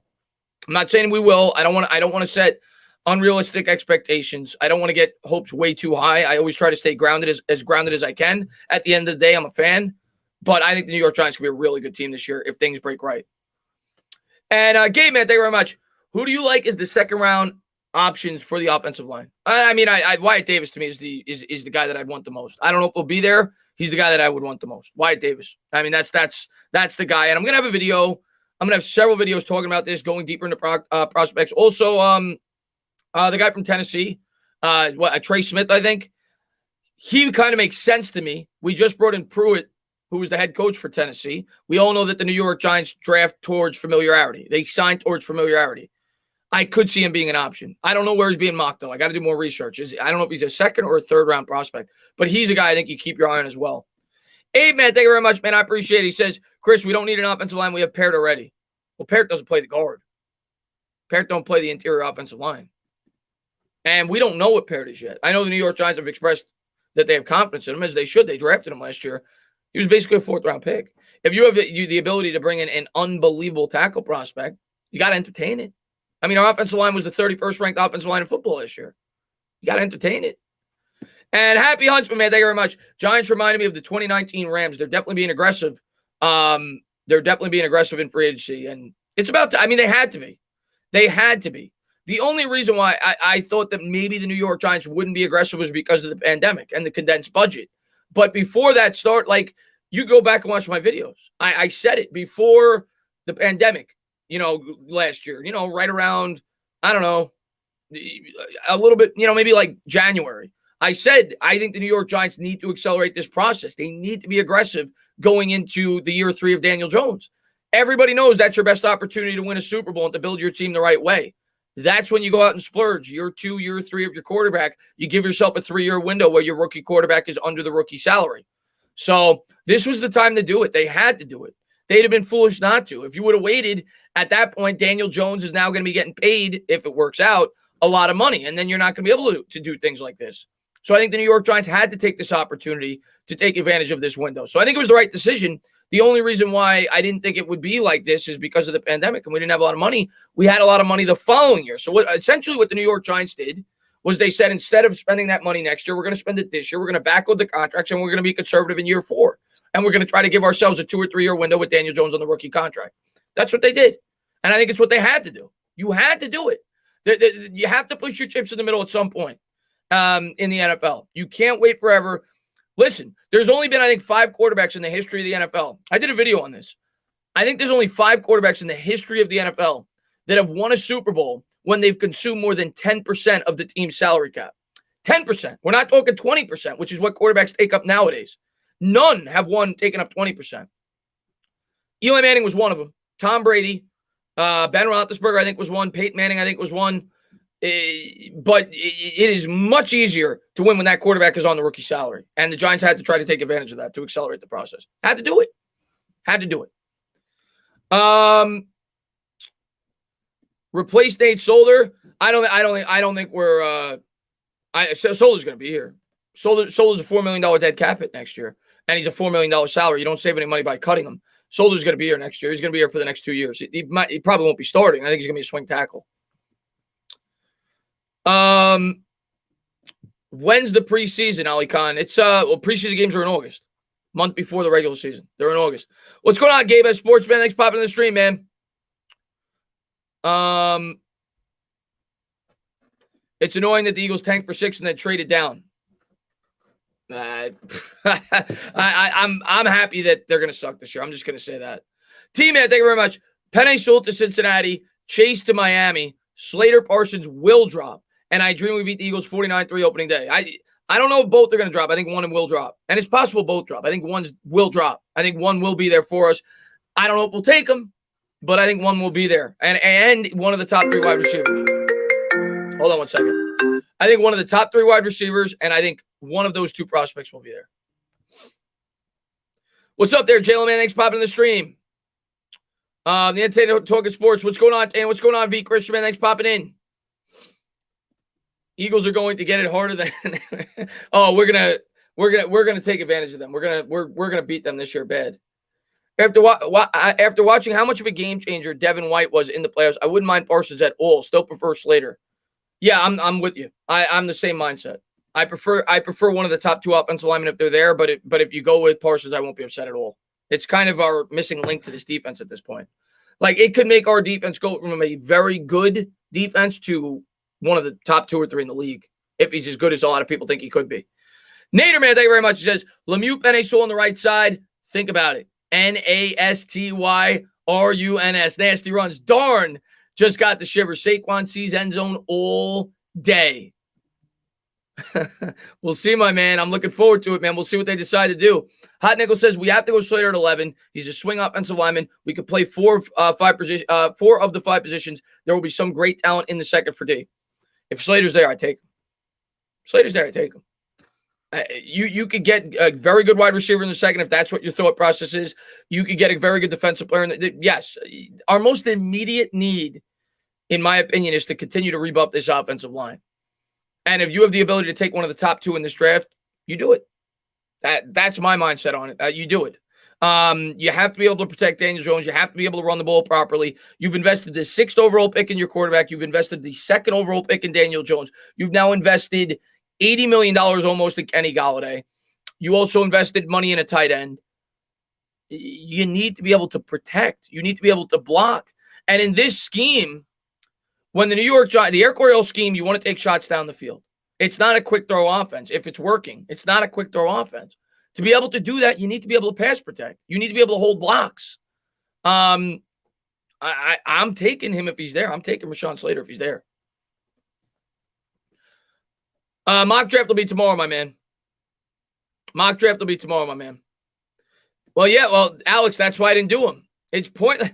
I've been on YouTube now for 3 years. It is I did one for fun, way too early, but just to assess the players. It is pointless to do mock drafts before free agency. It is pointless. You don't know what the hell is going to happen. And now after this, obviously you do your research and you try to learn the draft prospects, but the draft completely changes after free agency and potential trades in the first round. It turns everything for a loop. Deception, man, thank you very much. I know we're not taking him, but what are your thoughts on Karamo? I like him, but we're not taking him. I like him. My concerns are his size. The guy's 205 pounds, but I like him. I think he's a good player. But I don't think we're taking him, man. I don't think we're taking him. Where does Slater play if we get him in I think he plays guard to start. That doesn't mean he plays guard forever. I think this year you put him at the guard. And you start Parrott or Shoulder at the tackle with the ability to transfer from the tackle. Like if Parrott's not the answer, you can move him to tackle. But he has the potential to be an all-pro guard. That's what everybody says. He has the potential to be an all-pro guard. Unless you feel like you have the ability. Like if you feel you could transfer Parrott to the guard, which I don't think they would, you could do that as well. But I think he starts at the guard to start the year. And you could move him out to the tackle if Parrott is struggling. So, but regardless, he helps your offensive line tremendously. Anthony, man, thank you very much. Stand up. Giants going to the NFC Championship game. We'll see, my man. Jarvis Drew says Slater's a tackle can play anywhere on the offensive line. Yeah, that's what I basically just said. But I think they play him at the guard. I think they'd start Parrott or Shoulder at the tackle, unless they truly believe in Shane Lemieux and Will Hernandez, and maybe then you play him at the tackle and you bench Parrott. I don't think Parrott's a guard. He's built like a tackle. I don't think he's a guard. I told my Cowboys friends Giants are Super Bowl contenders. I don't want to get ahead of ourselves yet. Roldy, man, thank you very much, man. What up, Chris? I wasn't here at the start. What was your thoughts on the moves today on the 49ers, Eagles, and the Fins? Well, the Dolphins knocked it out of the park. Dolphins picked up an additional first-round pick after both trades, and they still got the player they would have gotten at 3. So the Dolphins are brilliant. The 49ers, obviously it works out if they get their quarterback. If the guy works out, if the guy's a franchise quarterback, you trade anything to go up and get him. They're all in. If the quarterback fails, it's an atrocious trade.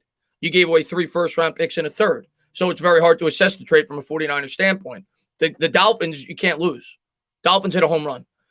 Eagles, I think it signifies that they're in rebuild mode. And I think they should be. So in a way, I think it's the right decision. But They're punting this season. I mean, that's what they're doing. But the Dolphins won the trade. The Dolphins hit a grand slam. Hey, man, thank you very much, man. Little NBA talk, but what the hell are the Rockets doing? That Harden trade looks bad now. They could have gotten a young Levert and out. Yo, God. The Rockets are lost, man. The Rockets are completely lost. I don't know what they're doing. They were going to lose Oladipo to free agency, but I don't know what the hell they're doing over there. The Rockets look like a lost franchise right now, man. But thank you very much, my man. I appreciate it. Oh, the Rockets got destroyed. Rockets got destroyed. We about to beat the Eagles so bad, man. I can't wait. We gonna clip them wings, ain't he? Clip them wings. Chris, there's got to be a big reason why Judge and Graham were at the Parsons Pro Day. Well, they like him as a prospect. They were also at I forgot who. I think, was it Alabama? They were at another Pro Day too. But yeah, who wouldn't like Micah Parsons as a prospect? Spark says Giants are only as good as Jones takes them. Let's get him protection. I'm with you. I was begging for it last year. I'm still begging for it this year. If they feel like they get a really good guard in the second, okay. But they better address it early in this year's draft. Is this the year we beat the Cowboys in Arlington? I don't know, man. Let's see how it plays out. Let's see how the rest of the season plays out for both teams. But I think we're definitely going to have the opportunity to win this division this year. My mindset is draft O-line no matter what. I want DJ, but I like DJ, but I don't want the O-line as an excuse for another season of mediocrity. I want to know for sure if he's the quarterback for 2022. Take the O-line, man. I want Slater. Take the O-line. NB, thank you very much. Let's trade 3 first-rounders to get OG. Oh, God.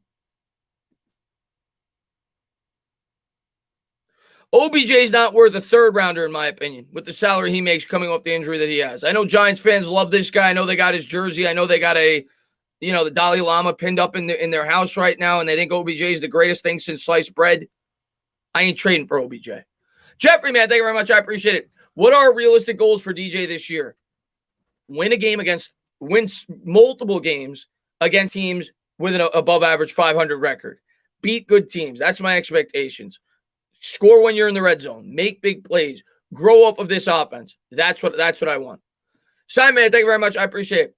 I worry about Lemieux pass blocking more than Parrott. Lemieux's pass blocking is horrific. To me, he's the biggest question mark on this offensive line. Parrott's a question mark too, though. There's no doubt about it. He's still definitely a big question mark, but I think Shane Lemieux is the biggest question mark. I worry about Shane Lemieux. Stand up, New York Giant fans. What's up, Chris? You just hung up on Getty. He was going to let you know that the Eagles are such a disappointment and the NFC East is ours. I sure hope so, Anthony, man. I think we could have a really good year this year. Chris, what do you think about Rondale Moore, wide receiver out of Purdue? I actually did a film review with Fireside Giants on him. I like him. I like him a lot, actually. You worry about injuries, though, with him. He's had injury history. I think he's only been healthy his freshman year at Purdue. But he'd bring a different dynamic to this offense as well. I'm not touching him at 11. But in the second round, if he's there, yeah, if you address offensive line in the first, I'd be open to it. I like him a lot. He's kind of like a running back in a way after he catches the football. Like the way that he runs and breaks tackles, he's impressive. He's a big play threat. I'd be open to it in the second round. What's going on there, Michael, man? Thanks for popping in. He says, hello, and watching from Northeast Pennsylvania. Well, I appreciate you popping in, my man. A fan with the mic says, Giants power rankings had them at 26. Everyone could keep sleeping. 26? I'm going to do more power rankings this year, being that I think you guys will care more about that now that the Giants, I think, are going to be competitive. But I'm going to do it after the draft. I'm going to do the way too early power rankings after the draft when I could assess the teams. But I can assure you, I'm going to have the New York Giants much higher than 26. I can assure you that. They will be much higher than 26. I don't know if the draft will be live tomorrow. I'm probably going to do a video mock draft tomorrow, like I did the other one. But I will be doing live mock drafts probably in a week. I'll probably start doing that weekly. I'm going to have other YouTubers on and we're going to do it. So I will be doing those, but the one tomorrow will probably be a video format. There is no way in hell the Giants are 26 in terms of no. Let them keep hating on us. Nelson. Joe Judge will not hear about Odell Beckham's move to the Giants. No, he's not coming here. Pitch falls to us. We take him. Trade Ingram draft day. Why not, Chris?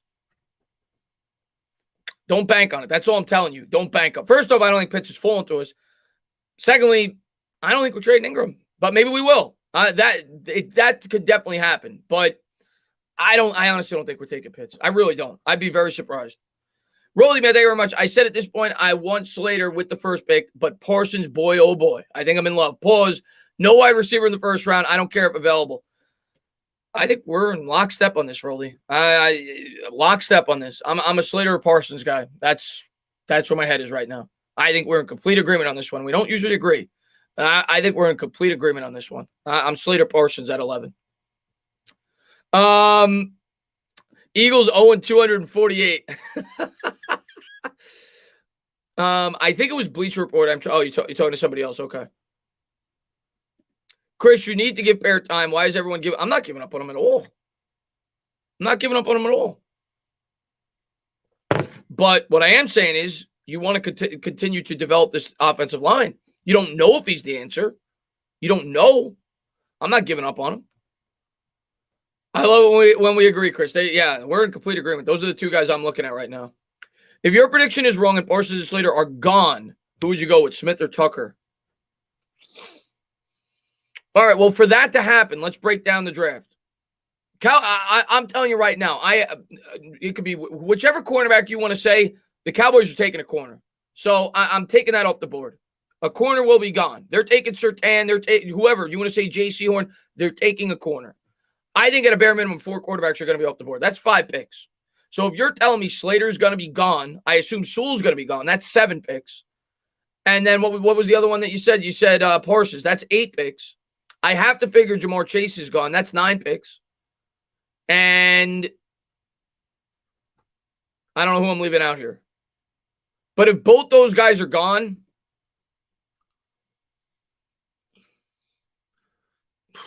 it's to me at that point, they might go edge. I don't want them to be honest with you, but they might go edge. But then it's either it's probably either Elijah Vera Tucker or it's probably Devontae Smith. I think that's what you're looking at in that scenario. Corey, man, thank you very much. You're the man. I've been a fan since last year's draft coverage. What is the percentage chance that we put it all together and make a run at a bowl? I'm gonna say, I mean, there's always a chance. If you're a good team, there's always a chance, but not very high. If we're being honest with ourselves, we have no playoff experience. That's a big thing. Our coach has no playoff experience. Daniel Jones has no playoff experience. Nobody on this team, for the most part, has playoff experience. That's a big thing. I think you got to get your feet wet. I think you have to learn how to play in the big spots and grow. So I think we're definitely going to could very well be a playoff team this year, maybe even win a game. But realistically speaking, I want to tell you guys, but realistically speaking, do I have Super Bowl expectations this year? No. But do I think that they could get a taste? Yes. And if they get a taste and they continue to grow up next year, that's when I think it could become a possibility. I think you're looking at a much improved team this year and a team hopefully they could get some playoff experience, maybe win a game, and build off of that going into next year. But the thing I'll say is, man, we know it as well as anybody as Giants fans. If you get in, you got a shot. That's the way the NFL playoffs work. You got a shot.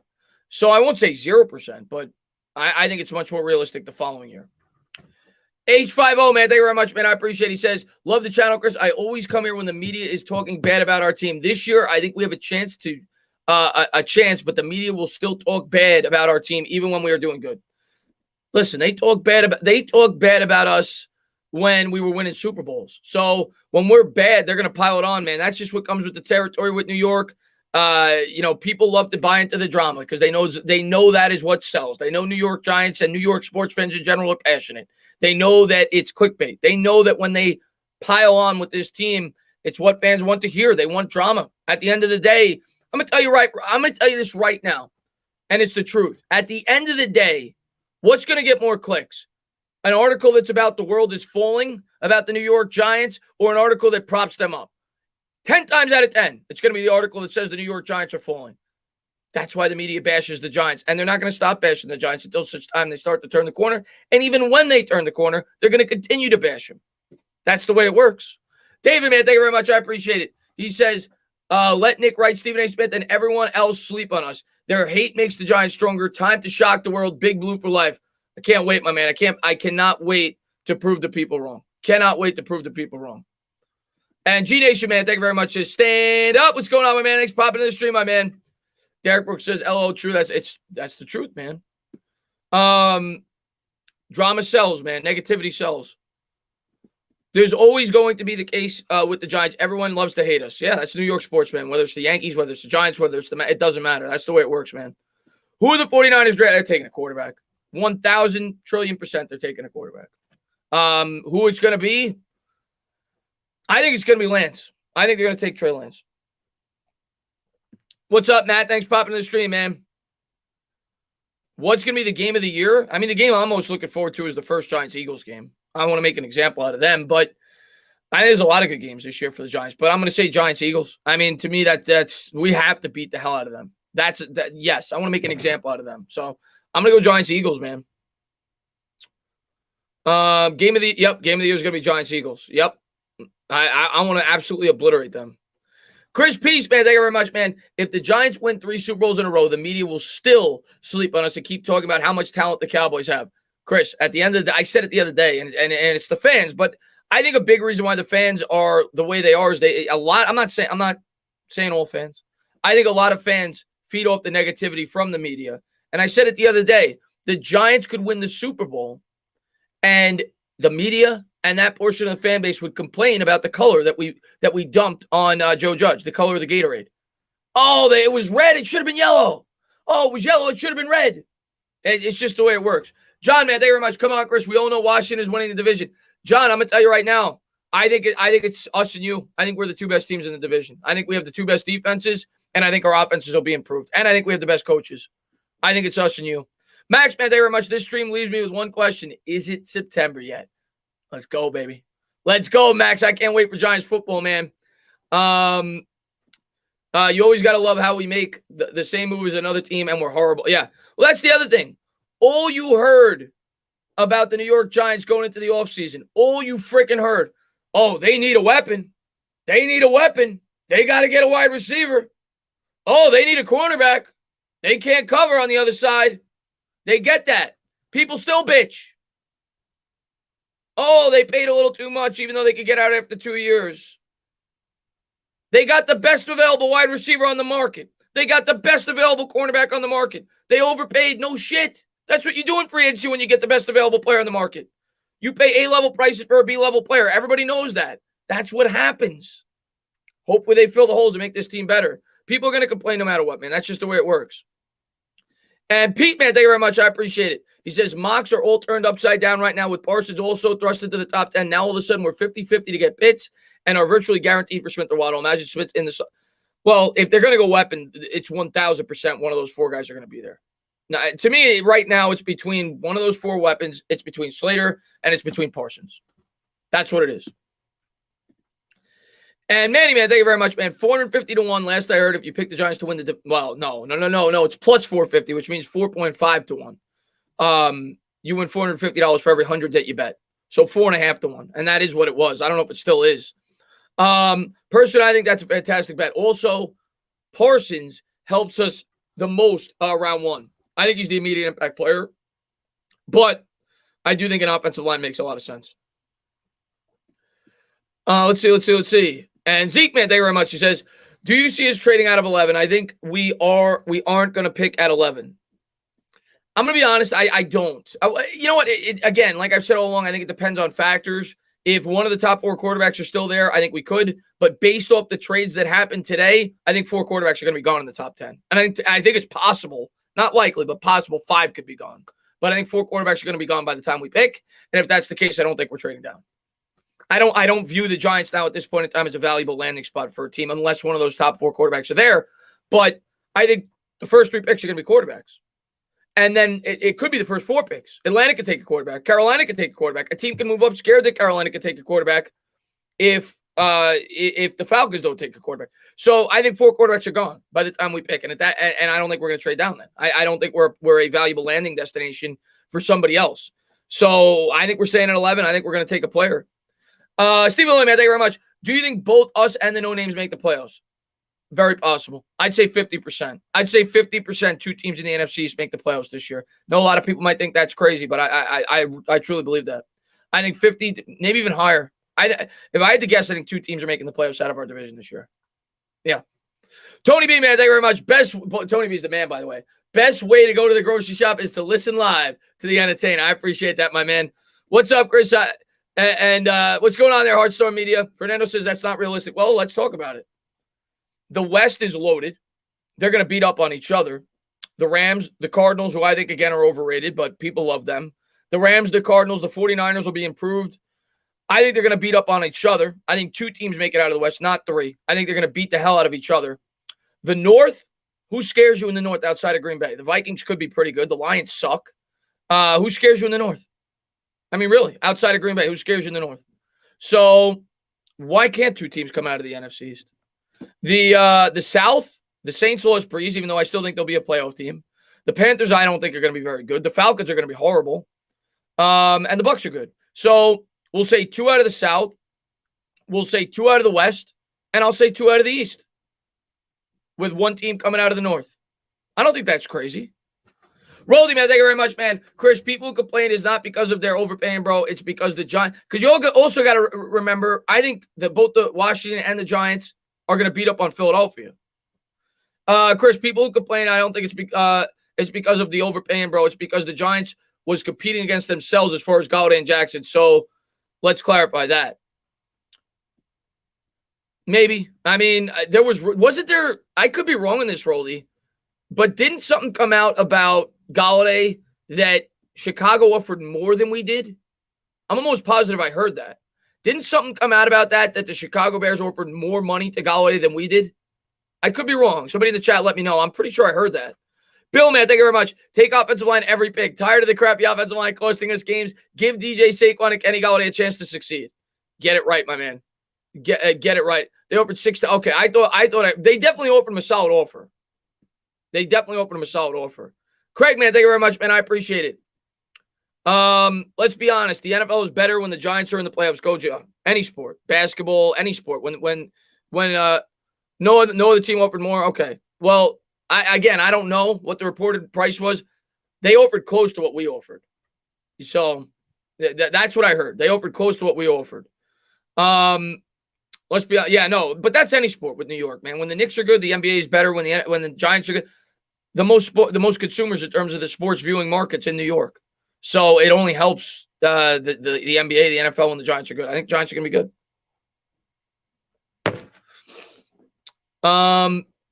Chris, if you have to choose between Humphrey and Landon Dickerson, who would you go for at center? I think the Giants would lean towards Dickerson. I know the Bad Dog loves Creed Humphrey. I think the Giants would lean towards Dickerson. Reports have come out that they've already interviewed him. He's got ties to Bama. I think the Giants would lean towards Dickerson. I think he's definitely a potential second-round target if they're thinking about center. That's my thoughts. I'd be happy with either one. And at that point, you're probably moving Gates to the guard. But the fact that reports have already come out that the Giants have interviewed Dickerson leads me to believe, and his ties to Alabama, that the Giants probably have interest in him, potentially in the second round, depending on what they do in the first. How far? I don't know. That's a good question about Farley. How far will Farley drop, Jake? I don't know, man. That's a really good question because obviously he's getting surgery now. I don't think he falls to the second, but I don't think he goes before we pick, and we're not taking him. But I don't know. He may fall to the back end of the first round. J.C. Horn definitely might have leaped him.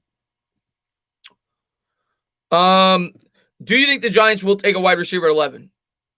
Okay, if I had to label it right now in terms of percentage, if it was wide receiver, if it was Micah Parsons, if it was offensive lineman like a Rashawn Slater, and if it was an edge rusher, I would probably go right now.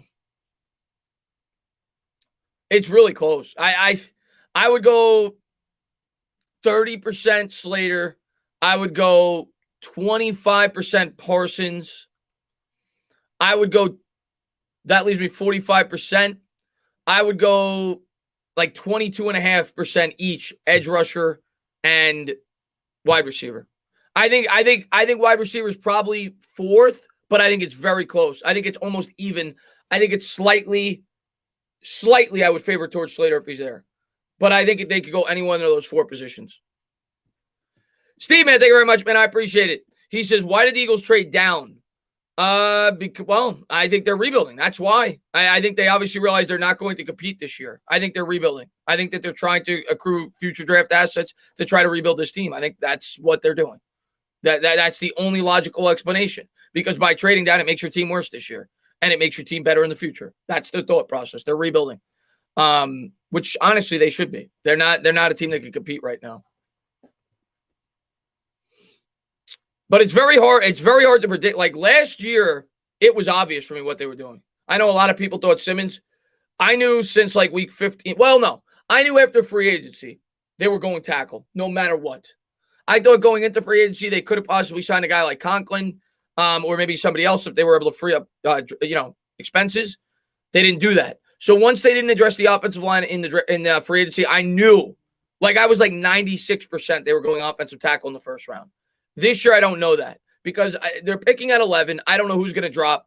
At 4 last year, I knew that there was a rich tackle draft class. I knew that it was their primary need. I knew that's what they were doing. This year, I don't know. I don't know who's going to drop.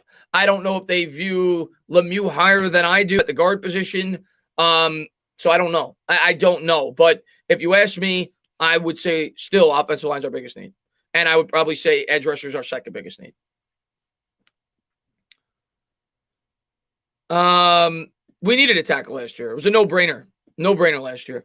Jake says, no, my Trey Lance Eagles prediction is over. However, they admitted they tried to trade up for Wilson, which means a quarterback at 6 was on the table for them. Yeah, it means that they're probably not super impressed with the other quarterbacks, Jake. That's why they tried to move up for Wilson. He was their guy, if those reports are true. And H50, man, thank you very much. He says, who is the better defense, Washington football team or the New York Giants? If we got Parsons, I think I'd say the Giants. I mean, the Washington defense is really good. I don't want to discredit them. They're really good. But if we got Parsons, I think I would say the Giants. But it's very close. It's very close. I think those are two of the better defenses in the NFL. They have a really good defense, and so do we. So if we got Parsons, I might give the Giants the edge, though. Let's see. Did the Bills improve dramatically in offense because they got a really good offensive lineman or because they got an impact player in Stephon Diggs? I think it was both. I mean, I think they improved their offensive line over the course of 2 years. They spent a lot of money in 2019 on the offensive line, and then they got Stephon Diggs. So I think it was a combination of both. The offensive line, when they drafted Josh Allen, and I made a video on this. You go back and look at it. I said that going into last year, before they even got Stephon Diggs, I compared what the Bills did in 2018 to what the New York Jets did. And both of them were on a level playing field for the most part. Both of their teams were not very good. Neither in terms of support for the quarterback. Neither team had a good offensive line. Neither team had great weapons. The Bills spread out their money. They spent a lot of money on short contracts on the offensive line, filling in the holes on that offensive line in 2019. They also brought in Cole Beasley on a short contract, and they brought in John Brown. The Jets spent all their money on Le'Veon Bell and C.J. Mosley, and they filled in very little holes after that. The Bills built their team very well for their quarterback, and now you're seeing it pay dividends for Josh Allen. The Jets last year finally addressed the offensive line, but it was a year too short. And maybe they still believe in Sam Darnold and they believe in the progression of that offensive line. They still didn't get a number one weapon.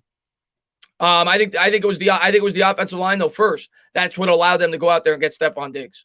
I think the Bills addressing the offensive line in 2019 is what the Giants did.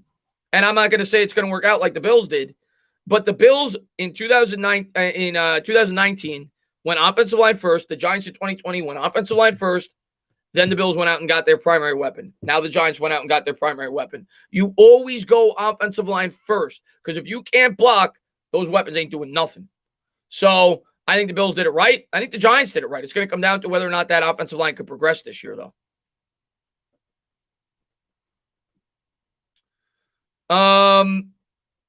Don't want Hernandez starting this year. I don't want Shane Lemieux starting this year. I'd rather have Hernandez, but they seem to prefer Lemieux. So I don't think both are going to start. I think we're going to end up drafting an offensive lineman in one of the first 2 rounds.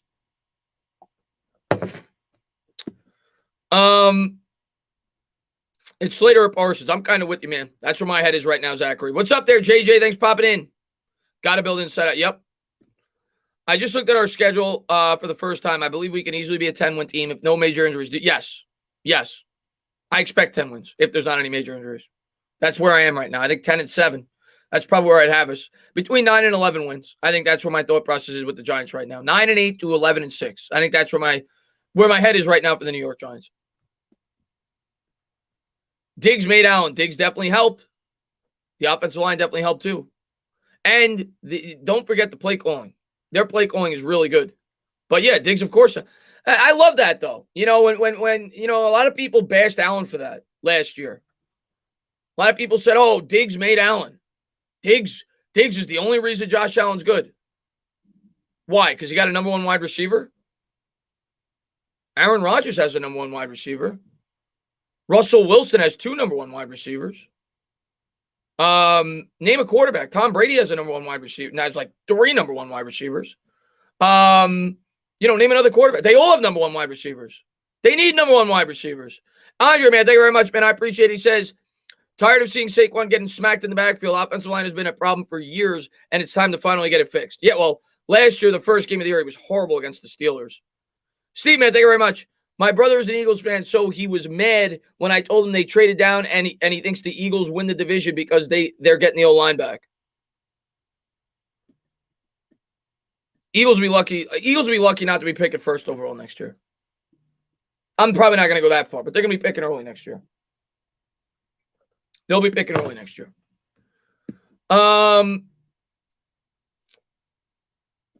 Buffalo is one of the best O-lines in the league, too. Allen is a good player. I just don't believe he can win I think he could. I don't think he can win championship yet. I think he needs to mature more as a quarterback, and he may or may not. But I think if he matures, he can win championships. I think the talent's there.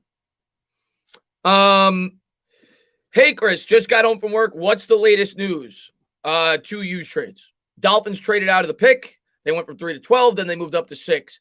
Eagles fall to 12. 49ers moved to 3. There's a lot of other picks in between. 49ers are going to take a quarterback. 3 quarterbacks are going in the first 3 picks. Falcons may take a quarterback. May have 4 quarterbacks in the first 4 picks. Dolphins will pick whoever they were going to take at 3, probably at 6, which will be an offensive lineman or a wide receiver. And the Eagles fall out. And to me, this increases the likelihood that either a guy like Slater or Parsons could fall to the New York Giants at 11. That's the quick breakdown. How would you grade Andrew Thomas first year? I mean, at first he was horrible. The start of the year, he was horrible. He was completely lost. Then we all know that Joe Judge stepped in. I think Joe Judge had a lot to do with the improvement for Andrew Thomas, but he was a much better wide receiver. I got wide receiver on my mind. Much better left tackle the last 8 games as opposed to the first. I think he showed you, and he went up against the best pass rushers too. He went up against Chase Young twice, did a good job there. He went up against Myles Garrett, did a good job there. He went up against the best edge rushers in football all year. And the first half, he was really bad. Second half, they made adjustments. He got much better. And I think he's going to be really good this year. I think Andrew Thomas will be really good for the Giants this year. What's up there, Pete, man? Thanks for popping in the stream, my man. Have you ever tried collaborating with Tom? I have not. I think I reached out to him once. I could be wrong on that, but I think I did. Maybe I didn't. I might not have. I don't remember. But I would definitely work with Tom Grassi. I think he's got a good channel. Did great versus. Oh, yeah. Myles Garrett got a sack at the end of the game, but it was a meaningless sack.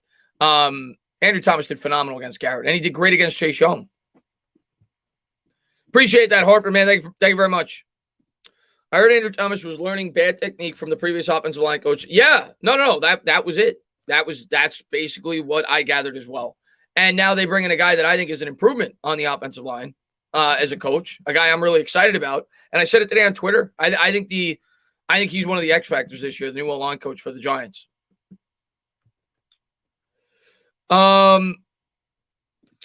Washington takes the division easily. Washington fans are looking at Super Bowl, talk less of division. Oh, baby. Oh, baby. Oh, baby. You know the last time a team won the division back-to-back in the NFC East was like 20 years ago, right? You know that you guys are playing a first-place schedule, right?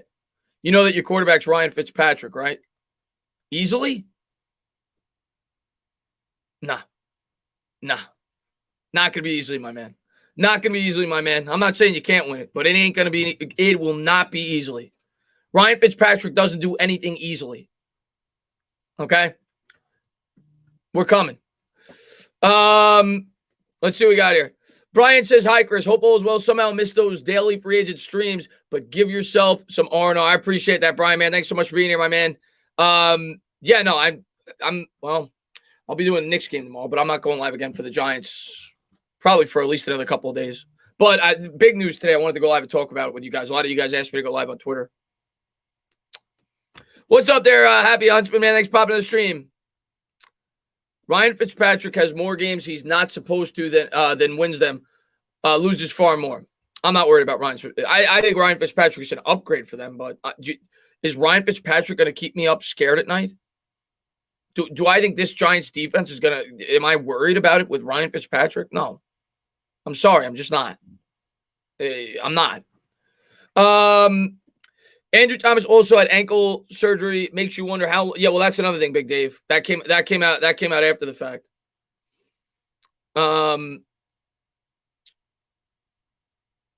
We going 13. Relax, my man. Don't set the expectations too high, but I do think we're going to be a good team. Football team takes Mac Jones. I don't think so. They could if he's there. I don't think he's going to get there, and if he does, I hope they do. I don't think Mac Jones is going to be a great quarterback, and I think Washington's taking an offensive lineman. That's what I think they're going to do. I think they should take an offensive lineman. I think they need to take an offensive lineman. That's what I think Washington's going to do at pick 21 or 22, wherever they're picking. I think they go offensive lineman. They could go Mac Jones if he's there, though, but I think they're going O lineman. Carry, man, thank you very much. DJ won't throw the 50-50 to Kenny Golladay. Speed kills the Washington football team. I think we got a good shot to. I think we got a good shot to beat. I mean, we beat Washington. We beat Washington. We could start our bench and we'll beat Washington. You guys haven't beaten us. When's the last time Washington beat us? I think it was like 1346. It's been a while. It feels like it's at least like 700 years. It's got to be. It's approaching before Christ. And yo, Elvis, man, thank you very much.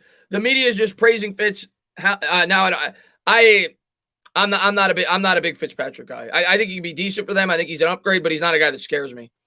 Freddie, man, thank you very much, man. I appreciate it. He says, do you think we'll start Solar left tackle and move Thomas to no. Thomas stays on the left side.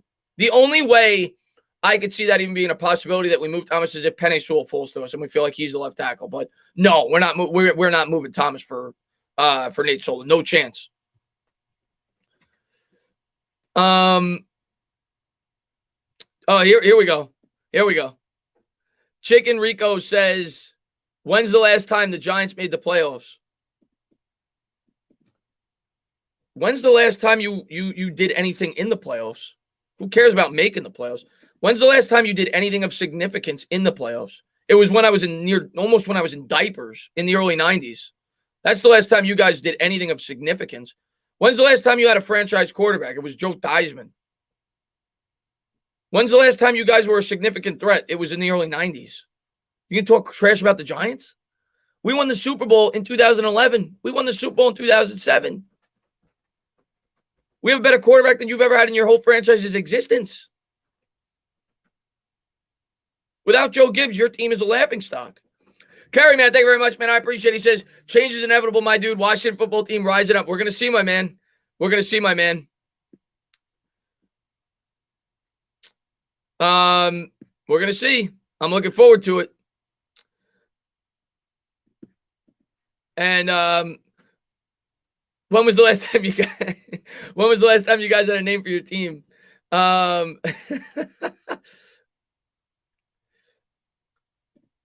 I believe that our offense could be elite if DJ learns how to use his feet to extend plays more often. Still want an inside lineman for both DJ and Barkley's benefit, though. We don't need it to be elite. I mean, of course you want it to be elite. If our offense is average this year, we're going to be a really good team. If our offense is average, because I think our defense is going to be well above average. If we have an average offense, New York Giants are probably winning this division. I really believe that. If we're like the 15th best offense, I think we're going to win the division because I think our defense is going to be top notch. So I think it comes down to the offense and their growth, but it doesn't need to be elite. It just needs to be good. And Joe, man, thank you very much, man. I appreciate the super sticker. He says, cool. Thanks for popping in the stream, my man. I told you last time. It was like 1346 was the last time Washington beat us. When's the last time y'all well, they didn't have to stop them last year. Eagles are gathering picks to trade for Deshaun Watson. Maybe. I don't know what the legal trouble though. And Roldy says, Chris, give Doug Williams credit too. Shout the brother too. Well, yeah. But the reason I give Joe Gibbs more of the credit, and Doug Williams played very well in the Super Bowl. Theismann played they won with 3 different quarterbacks. I say it all the time. I give Washington credit for that. I think it's one of the greatest accomplishments in the history of football that Joe Gibbs was able to win 3 Super Bowls in like an 8 or 10, whatever, a short span with 3 different quarterbacks. That to me is incredible. Joe Gibbs was definitely the most important guy on that team, the head coach and the offensive line. It goes back to the Hogs. They say it all the time. That's what that team was famous for. They built that incredible offensive line. Owen, man, thank you very much. Who's worse, Flowers or Baker?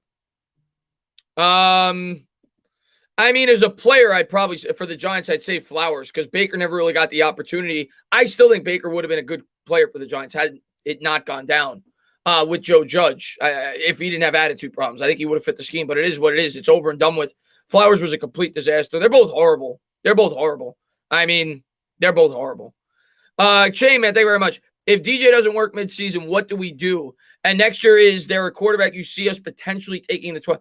I mean, it's too early to tell. I can't tell you that right now. I don't know what quarterbacks are going to emerge. It happens every year.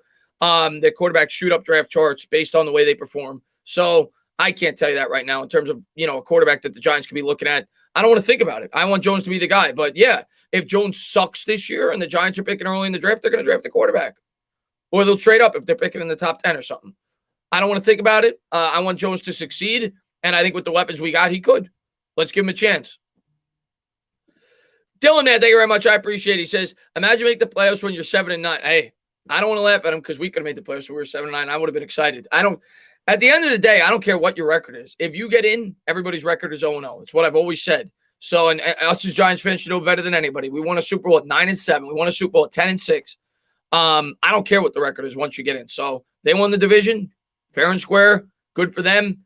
The NFC sucked last year, but they got a good defense. I definitely respect the Washington football team, but do they scare me? No, nobody in this division scares me. But thank you, Dylan, man. I appreciate it.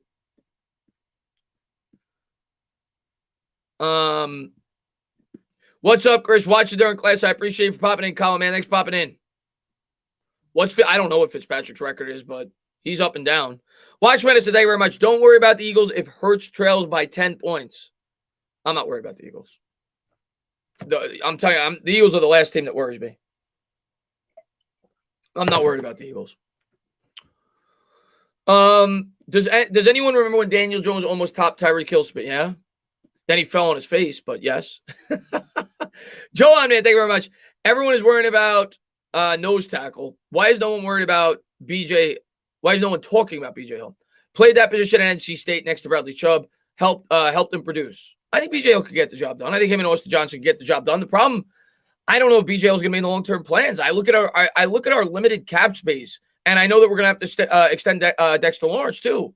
So with the cap space we have based off the moves we made this year, I think they'll be fine this year. I think BJ Hill, and if they don't draft an interior defensive lineman, but I don't think that BJ Hill, if he's good, will be a New York Giant the following year. I just don't see it. I don't see how they're going to be able to pay him for the same reason I didn't see how they were going to be able to pay Dalvin Tomlinson. So it's why I think that the Giants should draft an interior defensive lineman. If it's not in this year's draft, next year's draft. But I think they could get by with those guys. I think Austin Johnson and BJ Hill will be fine with Dexter Lawrence and Leonard Williams on the line. I'm not worried about it. It's why I didn't go crazy when we lost Dalvin Tomlinson. I love Dalvin Tomlinson. I think the biggest loss we lose with Dalvin Tomlinson is his leadership. I think we could still have a very good defensive line without Dalvin Tomlinson. It's why I would have moved on from him. I think he's replaceable. So I'm not worried about it. I think BJ Hill and Austin Johnson could fill in just fine. And I think we could draft a defensive tackle. If it's not in this year's draft, then next year's draft. Washington are literally Super Bowl contenders if Fitzmagic plays average. Relax, my man. Relax, my man. Relax, my man. Ryan Fitzpatrick will never win a Super Bowl. You can bank on it. Relax, my man. Jeffrey says, Dalvin was great for us so much. Yeah, I love him. I love Dalvin Tomlinson. I'm not trying to badmouth Dalvin Tomlinson. Cocaine is a hell of a drug. Cocaine is a hell of a drug. Let's see. Can't beat Danny, no Super Bowl. We'll see, Gio Russo. But I do respect Washington. I don't want anybody to think I'm badmouth. I do respect Washington. Joshua, man, thank you so much for the dollar donation. I appreciate it. And we'll go for like another, what is it, 444? We'll go to about 550. We'll go for about another 25, 30 minutes. Thank you to everybody for being here. If you guys haven't done so, hit that thumbs up, subscribe, ring the bell. Big trade went down today in the NFL. 2 trades went down today in the NFL. I wanted to talk about it in the draft implications for the New York Giants. I know you guys seem to love the midday stream, so when there's something relevant to talk about and I can hop on and go live and talk about it, that's draft related going forward, I'll do it. Obviously, I'm going to make a lot of videos, but I'll have a mock draft video up tomorrow. First round mock draft, talking about my thoughts after all these trades. But figured I'd pop on, talk with you guys midday. It's a lot of fun. I'll be doing this a lot more leading up into the draft. Can we still get Clowney? No, I don't think we're getting Clowney. Funny how Washington football team fans think their offense is better than ours. Saquon Jones, Golladay, Shep, Slayton, Rudolph, better than Fitz, McLaurin, Samuel, Gibson. They got, I don't know. It depends. You listen, both offenses, Colin's going to come down to the offensive line. Their offensive line is far from good either. So whichever offensive line improves more, I think we'll have the better offense. And Andrew Thomas, man, thank you very much. If Parsons and Chase are available, who would you want and what will be the best pick? Me personally, I think if I got to pick those two, first off, I'm offensive line all the way. I'm team offensive line. But if I'm picking between Jamar Chase and Parsons, even though I love Jamar Chase, I think he's an incredible talent. I'm taking Parsons. I'm taking if you say those are the only two players you could pick, I'm taking Parsons. If the character concerns are not an issue, if we're just talking in terms of talent, in terms of what this team needs, I'm taking Parsons. Taking Parsons. We spent a boatload of money on wide receiver free agency. I'm taking Parsons. I'm taking Parsons. People act like Parsons isn't an incredible talent. Parsons is an incredible talent. And I think he plays a more important position. I would take Parsons.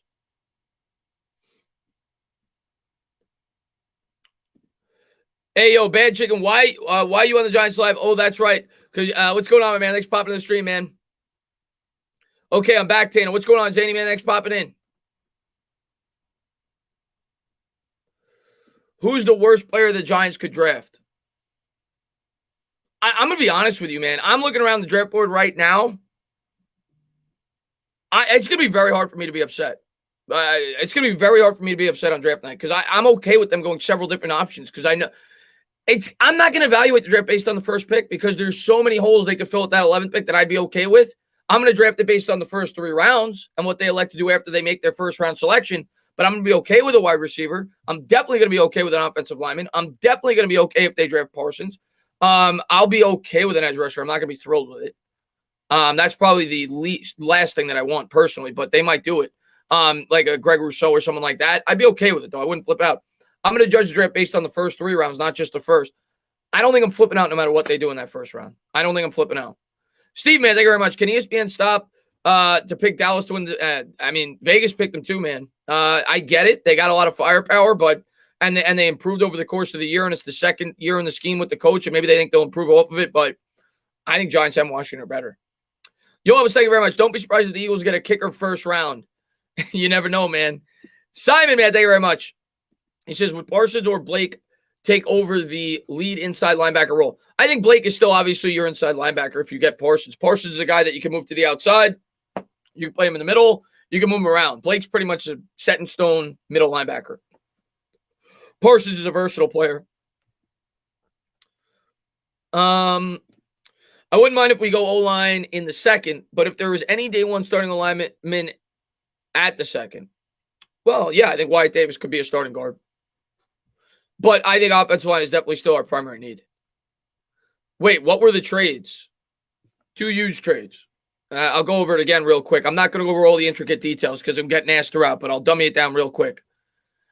Dolphins were involved in 2 trades. They traded down from 3 to 12. They got 3 first-round picks, including the 12th pick, so 2 additional plus the 12 and a third-round pick from San Francisco. San Francisco traded up to take a quarterback. Then Miami, from 12, jumped up to 6 with the Eagles. The Eagles traded down to 12. They got an additional first-round pick and an additional third-round pick. Miami's now picking at 6. After all the trades, they ended up with an extra first-round pick and a third, I think. And they have the ability to pretty much draft the same player they would have drafted at 6 as they would at 3.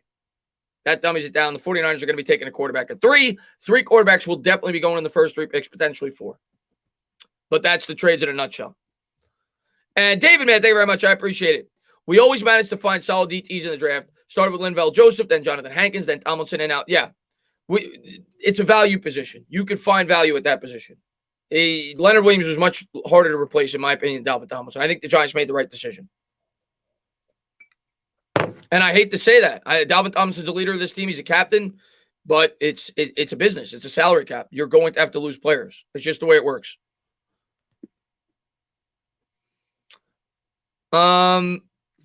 And with the 11th pick in the 2021 draft, the New York Giants select Sarah. Yeah, I think we'll be taking her. We need help at the kicker spot. D'Angelo says Dallas lost all their corners. They're just a glorified Falcons. I think they're going to draft the corner, but we all know, you saw it last year. It takes time for corners to develop. It's probably the second hardest position to develop in the NFL. Jeff Okudah, tremendously talented corner. One of the most talented corners probably in the last decade coming out of college. Was horrible with the Detroit Lions. That doesn't mean he's going to be horrible his whole career. But if they draft Surtain, I think it's the right pick for them. I think they definitely need help there. But I wouldn't expect a immediate super impact. I just wouldn't. Immediate impact players on defense usually are the edge rushers, the linebackers. I think Surtain will struggle, just like any rookie cornerback for the most part. But I think he would be a good pick for them. Will, man, thank you very much. What's your favorite asset Daniel Jones possesses? Will, man, thank you very much. I mean, one, I think I do think he's a good leader. I do. And I'm not going to get into full details, but I think, like, with all the stuff that was going on in the world last year, how he handled it with the team, how he showed support for all of his teammates, I thought he did that incredibly well. I think he's a great hard worker. So I think those are good. But in terms of physical attributes, I think Daniel Jones, just in terms of physical, raw, natural ability, is above average for a starting quarterback. I think he has the things necessary to be a good quarterback. But in terms of the thing that impresses me the most about Daniel Jones, I mean, his mobility is really good. You worry about injuries, but he was literally recorded as the fastest quarterback in football last year. But I think his work ethic is the most important thing with him. I think he's a hard worker. I think he wants to be great.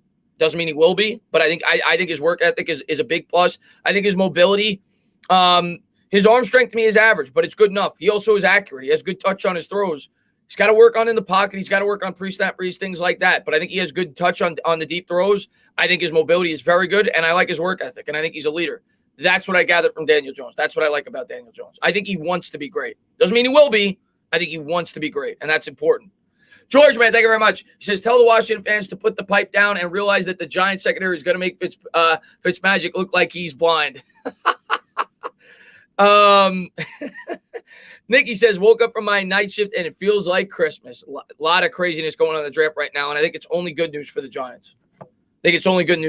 What happened today with the first-round trades. Could you give us an opinion on what the Giants' floor and ceiling is? I think the ceiling is, if everything breaks right, 12-5. That's the ceiling. I'm not predicting that. That's if everything breaks right. I think the basement, if they have bad luck and they have injuries and the team doesn't progress, 7 wins. 7-10. Absolute basement. I think they'll be between 7 and 12 wins, and it's why I've probably got them right in that 9 to 10 win area. But I'll say between 7 and 12 wins.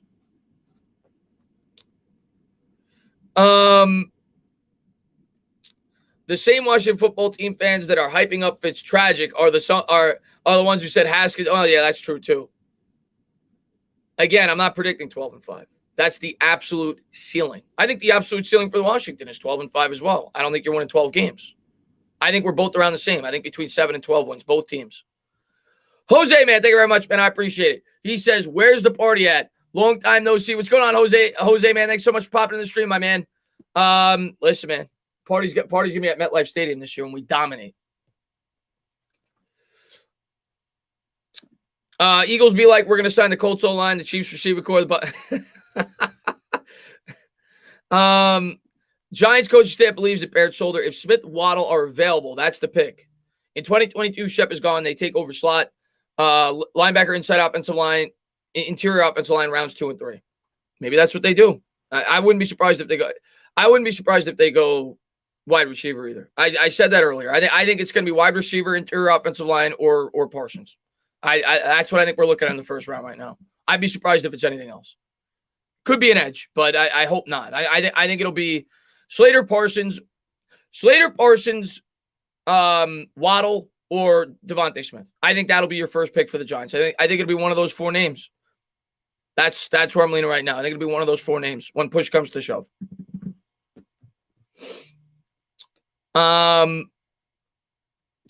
What's up there, Lily? Says the entertainer on sports. If I'm Gettleman, I take Parsons. If I'm Judge, I asked LT to come in and coach him. I don't think that'll happen. I don't think that'll happen. But I know you love LT, my man. Where would you play Slater? Right guard? Yes, I think I'd play him at the guard if we drafted him. Maybe not long term, but this year, yes, at the guard.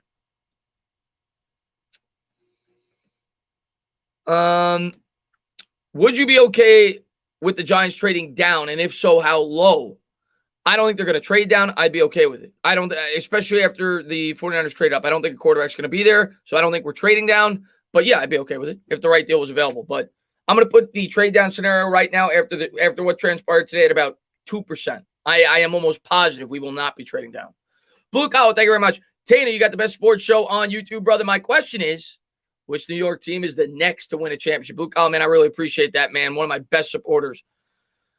Listen, championships require a lot of luck. So this is a guessing game. But if you ask me which team had – oh, yeah, I'm doing the draft, you Elvis. If you ask me which team has the best opportunity in New York to win a championship, I mean, I can't lie. I got to go with the Nets. I have to go with the Nets because I think the Nets are going to get there. I think the Nets are going to win the Eastern Conference. So if you're in the championship, you got a chance. I'd go with the Nets. I would go with the Nets 1. I'd go with the Yankees 2. And then it's close after that. But I think it's clearly Nets and I'd probably Mets 3. I think I would go Nets, Yankees, Mets right now. If you ask me who is the closest to winning a championship. But I think the Giants could in a couple of years. I think they definitely have football is unpredictable. But yeah, I would say the Nets and Yankees are the top 2. New York for life, man. Thank you very much. I don't follow hockey, but yeah, I know the Islanders are doing well this year, but I don't follow hockey. I don't know enough about it. New York for life, thank you very much. Get rid of Daniel Jones and bring back Eli. That ain't happening. That ain't happening, my man. That I don't know anything about hockey. I know a lot of people saying I don't know enough about it to talk on. I know the Islanders are doing well, though. I would definitely put the Islanders above the Rangers right now. Islanders are first place in the division, aren't they? And Tiana, thank you very much. Being that the teams in the East are so evenly matched, it will come down to the game plan and coaching. What do you think? Yeah, no, that's why I agree with that. And that's why I personally have Washington and the Giants above Dallas. I think talent-wise, they're all pretty close. I think the Giants and Washington have a better coach. So yeah, I agree with that. I love Joe Judge. I'm probably going to pick us to win the East, but I think because of the coach, I think Giants and Washington are above Dallas. I was never a fan of their coach. Didn't want him last year when he interviewed for the job. I liked Rivera. So I think Giants and Washington are a leg up on Dallas due to the coach. David, thank you very much. Diami Brown, wide receiver in the second round, gets me excited if we get Slater in the first. Love the content. I appreciate that. A bunch of my subscribers have brought him up. Second round wide receiver is definitely a possibility if we don't take one in the first. Jose, thank you very much. If the Giants attend Miami's program on Monday, I would say both Rousseau and Phillips are in play. They are both that good. I think they're in play. I don't know if I want that, but I think they're in play. I absolutely think they're both in play, whether or not they go to the event. We have a need on the edge, and a lot of people feel like either one of those guys could be the best edge available. So I think they're definitely in play. If the Giants are blown away by their upside and their talent, I absolutely think the Giants could take one of those 2 players. Not what I'm hoping for, but I think they could. Yeah, the Islanders are doing very well from what I've heard. Queasy says the Entertainment Dog Sports doctor said Barkley will be 33% less effective. The only running back in the history of the NFL to recover fully is AP. So is it possible low chances? First off, I'll say, and I'll have to look at this, but there's definitely been other running backs that have recovered fully. Maybe I'm wrong. Didn't Dalvin Cook have an ACL injury? I could be wrong on that. But there's definitely been running backs other than Adrian Peterson that have recovered and been very good off an ACL tear. Why do I think Dalvin Cook had one? I could be wrong on that, but I think he did. Yeah, Cook tore his ACL. Yeah, he's one of the best running backs in football right now. So there's another one. And Saquon Barkley is a freak. I'm not guaranteeing it. You can't predict injuries and things like that. But I think he could absolutely fully recover from this and still be a great running back. The guy's a physical freak. Nick Chubb, there's another one. Yeah, Nick Chubb. Overall, I think a guard is most important. I don't know about if that's the first or the second round. I agree with you. That's our biggest need right now. And I think it'll be the first or second round. Frank Gore, I didn't know that. He tore 2? Wow, I didn't know that. But yeah, running backs have proven in the past that all players. I mean, with today's 30 years ago, no, not so much. But with today's technology and everything else and the physical specimen that Saquon Barkley is, I think he's going to rebound. Maybe he'll get hurt again. Hopefully not. But I think he will rebound, and I think he'll regain his form. I don't know if it'll happen at the beginning of this year. It might take some time, but I do think he'll rebound. I don't know if you discussed this, but if Tucker is still available at around 25, would you consider trading up from the second if we didn't take alignment at 11? Same opinion if we take alignment at 11. If the right prospect is there on Dave Gettleman's draft board or Joe Judge's draft board, whoever you want to say, and they feel like he shouldn't be anywhere near still left, yeah, I'm open to it. But you also got to realize we only have 6 picks this year. We don't have a ton to trade, and that's a huge jump. The Giants are picking, 42? Somewhere around there, 42, 43. So you're talking about jumping from 42 to 43 to 25. You're giving up a lot. You're giving up future picks. That's a lot. That's a big jump. I probably would not be in favor of it unless it was an unbelievable prospect that should be nowhere near 25. Now, if they fall to the 37 range, 36 range, 35 range, and they start, and you don't have to give up as much, and you want to go up and get that guy, yeah. I think 25 is a huge jump from 42. That's a lot you'd have to give up. Bill, man, thank you very much, man. I appreciate it. He says, Washington won't be a threat as long as Snyder is their owner. Let's hope he lives forever. He's a horrible owner, man. And, Bill, us Knicks fans, I don't know if you're a Knicks fan, Bill. I'm not sure. But Knicks fans complain about our owner. Snyder's just as bad. He's really bad. And thank you so much, Bill, man. I appreciate it. Simon says, don't sleep on the Rangers' young team and trash the Flyers. No, I know the Rangers got talent. I know that they got, again, I don't watch hockey, but I know they got that guy that everybody was talking about that is this incredible prospect, and they have a very young team. That's what everybody tells me. But for this year, I think the Islanders obviously have a better chance. Long-term, the Rangers maybe set up better. I don't know. I don't watch hockey enough. Paul, man, thank you very much. Any chance Penny Sewell falls to us? If so, and we take them, who do you think would be a good second-round pick for the defense? Love your channel. I really appreciate that. I think it's possible, but not likely. Like, I would probably say 5%, 6%. It's possible, but not likely that Penny Sewell falls to us. The only way it would happen is if a team valued Slater higher than Sewell, which is possible. Some people say he's more advanced technically and things like that. And if so, we take them. Who do you think would be a good second-round pick for us? Defense, love your channel. I mean, if we go Penny Sewell in the first, I think you're looking at I think in the second round, you're either looking defense or you're looking wide receiver. Collins is a possibility. Zaven Collins, people like him, the middle linebacker. Along with who's that other middle linebacker that I really like?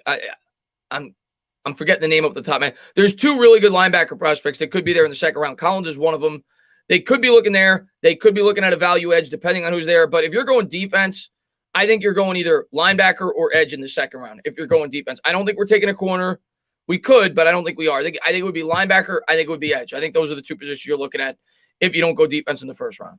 And I would say Penny Sewell is probably I think Bolton. That's who I was thinking of. But yeah, you guys named some other good ones too. Cox, Moses. I was thinking Bolton. I like Bolton a lot. But I think, linebacker is very possible. Paul, man, thank you very much. He says, any chance Penny Sewell falls to us? If so, and we take them, who do you think would be a good second round pick? Oh, I just read that. I just read it twice. That's how you know I'm getting tired. Jose, man, thank you very much. Back to work. Thanks for being awesome. See you, Jose, man. Thank you so much for being here, man. Enjoy the rest of your day, man. Thanks so much for being a great supporter of the channel. And Nikki, man, thank you very much. Chris, it's freaking awesome to wake up and see you live, especially with the news this big. Really screws with your new mock, huh? Waddle and Smith, yeah, I'm gonna have the mock up tomorrow, man. I said that on Twitter before I went live. I'm gonna have a new mock up tomorrow, first round only, and then I'm gonna do a 7-round mock probably in a week for the Giants. I'll do my first 7-round mock of guys that I think we could be taking, but I'm gonna have it hopefully up tomorrow. If all things go according to plan, I want to do research and make sure I get it right. But I'm not gonna have trades yet. I'll probably have trades in my next mock. Maybe I'll do 4. I'm definitely gonna do one right before the draft. I'll probably have trades in my third mock. I'm not gonna have trades yet in this one. but I'm going to have a mock-up hopefully by tomorrow, if not definitely the day after. But I'm glad it happened now before I did my mock, because then I would have been like, oh, that sucks. Everything's completely different. So based off the news and the trades and everything else, I'm going to have a mock-up tomorrow, hopefully. Yeah, Bolton. I like Bolton. Yep, he's who I was thinking of. Let's drink some Slaterade, Card Coach says. And by the way, the other thing I'll say is if we got Penny Sewell, or if we got Penny Sewell, who I think is definitely a tackle, I definitely don't rule out the possibility of doubling up on the offensive line either. I don't rule out the possibility if we get Penny Sewell to draft the guard in the second. I don't rule that out if we did draft Penny Sewell. That's still a possibility. Bueno says, hey, Chris, do we know the role Eli will have? No, I don't think it'll be as a coach, though. That would have been announced already. I think it'll be similar to a role that, like, what David Tyree had. I don't remember exactly what it was, but I think it'll be like a minor role. I don't think he's going to be a coach. He won't be a coach. That would have been announced already. Stand up. What's going on, Kayla, man? Thanks for popping in the stream. 100 mock drafts. No, nobody had that. What's up there, Michael, man? Thanks for popping in. I'm down to go line back to back. It's a possibility if Penny Sewell ever fell to us. I don't think he will, but it's a possibility. Thoughts on Zach Wilson? I think he's really good. I think the Jets have to take him. I think he's really good. I was watching highlights of him like a month ago, because we're not taking a quarterback, but I like to know a little bit about the prospects. And I was watching some film on Zach Wilson highlights. The thing that jumped off the page to me for Zach Wilson was he just looks so smooth. Like, that's the one, like, every highlight I watch, he just looks so comfortable. Like, it looks like he processes very quickly. He's not like some quarterbacks, when you watch him, it's almost like robotic. Like, they, like, force themselves to scan the field, and he just looks smooth. He looks comfortable. I'm a big fan of Zach Wilson. I think Zach Wilson is going to be a very good quarterback. Stephen Lilly, man, thank you very much. If you don't have us taking Parsons in your mock tomorrow, I'm sending manure to Bad Dogs P.O. Box with a tag. Love Dana from it. He'd kill me. I'm not going to tell you I'm taking, but yeah, I'm not going to tell you I'm taking, but he's possible. I haven't decided yet, but he's possible. We gave Daniel Jones a lot of weapons. If he don't make it to the playoffs, he can't get signed again. Got to see how he plays this year, but I don't think we're giving him an extension no matter what happens this year. I think it'll happen the year after if we do give him the extension, but hopefully makes the playoffs, man. Hopefully improves. Thor says, I've been reflecting on Eli. I used to laugh when he kind of just collapsed to his knees under pressure or threw the ball at the ground, but I guess it's better than throwing a pick or maybe fumbling. Listen, people picked on Eli for years, okay? And they said he was done, and they said he was trash. Yeah, Eli Manning regressed, just like any quarterback does when they get older. I got news for you. Drew Brees regressed long before this year. Tom Brady regressed long before this year. He's still an incredible quarterback. But the difference between those quarterbacks and Eli Manning, not to put Eli Manning on their level, because he's not, they had the support late into their career. Eli Manning didn't. I 1,000% believe if the Giants didn't screw up the second half of Eli Manning's career and supported him the proper way, he could have won games. Give him the Saints offensive line. The Saints had the best offensive line in football for the last 3 or 4 years. Give him the Saints offensive line. Give him the weapons that the Saints had with that offensive line. He could have won games. 1,000%. Eli Manning was never the primary problem for the New York Giants. It was always the rest of the team. It was the offensive line. It was the defense. It was they failed him. They didn't provide him with a good team. Bottom line. Yeah, exactly, Bueno. He didn't have any help, man. He didn't have any help. What's up there, Truth Man? Yeah, Card Coach, I appreciate it, man. I want Micah Parsons. I'd be completely fine with Micah Parsons. Reese did done Eli dirty later in his career. He's definitely a Hall of Famer. He's definitely a Hall of Famer. And Jay Sports Coach says, we love you. How could you not, man? The other thing that I love about Eli Manning, you see all these quarterbacks nowadays, and some may say that he should have complained. And maybe I don't think it would have done much, but I still think the Giants would have operated the same way they operated. But the one thing I loved about Eli, one underrated attribute of his, you see all these quarterbacks bitch and moan and point the finger and, blame everybody but themselves. You see several quarterbacks do that. Eli Manning never did that. And he had every right to do so. Every freaking right to do so. Look at the offensive line they gave this guy. Look at the running back, the running game they gave this guy over the last 7 years of his career. He never pointed a finger. He always took the blame. Always took the blame. That's a leader. That's a leader. Let's see what we got here. Quiddy Pay, 4.52, 40, 36 bench press, an amazing 3-cone. You know I want. He's good, man. I don't think we're taking him. And Adam, man, thank you very much, man. I really appreciate it, man. You got to admit he was a kill. He was, well, yeah. I mean, he wasn't the same quarterback, but I do think that if they had the proper team around him, Drew Brees hasn't been the same quarterback for 3 or 4 years, but Drew Brees had an amazing talent around him. The Giants failed Eli. They didn't provide him with the team late in his career. Adam, man, thank you very much. What is the draft goal? We have a lot of veterans, talent, depth, get younger, develop stars on rookie contracts. I think the draft goal is to I think the Giants have a clear direction right now, Adam. You still have to think about the future too. You still have to do that. Last year they drafted for the future. They did not draft for immediate success. It was long-term picks. That's what they did. I think this year you're going to see a blend of both. I think you're going to see them draft immediate impact guys because the Giants are all in. Giants are all in. They spent $110 million in free agency. They're trying to accelerate the process. They're trying to win a Super Bowl over the last 3 years of Daniel Jones' rookie contract. So I think you're going to see a blend of both. I think they will still have some picks that they feel like are long-term picks and developmental projects, but I also think they're going to look for guys that will make an immediate impact on this football team. I think they're trying to push it. I think they're trying to become a contender over the next 2 years and really try to make a push towards making the playoffs and hopefully doing some damage when they get there. So last year, I think was more long-term thinking. This year, I think you're going to see them try to draft for immediate impact players as well as some long-term picks. But I definitely think they're going to try to push the process. Did you see Zach? I did not. But I'm very impressed with Zach Wilson from what I've seen. And we're going to close this out in about 5 minutes. I just want to say thank you to everybody for being here, man. Thank you guys for all the support. Always have fun doing these midday streams, talking with you guys. Obviously, I wanted to go live today. There was some news in the NFL world, how it could impact the Giants. Wanted to talk about it with you guys. Can't say thank you enough, man, for everybody that popped in. Would you be comfortable with Rudolph, Smith, Toyolo if the Giants traded Ingram? I don't think it's the end of the world. I mean, some fans, look at the tight ends we had when we won Super Bowls. Jake Ballard, Kevin Boss. I'd be okay with that. As long as you got to get another weapon at that point, but I'd be okay with that. Yeah, man, I appreciate it, Bob, man. Thanks so much for being here, my man. He's been with me forever, man. Great supporter. You got it, Larry Franklin, man. Big Drake. What's up, Drake? Says, hey, Dana, how long will it take for the Giants to reach the next Super Bowl in your opinion? I mean, again, it's a lot of luck. Let's be real. Anybody that wins a Super Bowl, it's a lot of luck. It is. But I think that they could be a playoff team this year. And if you make the playoffs, you got a shot. But realistically speaking, for us to have a real true shot at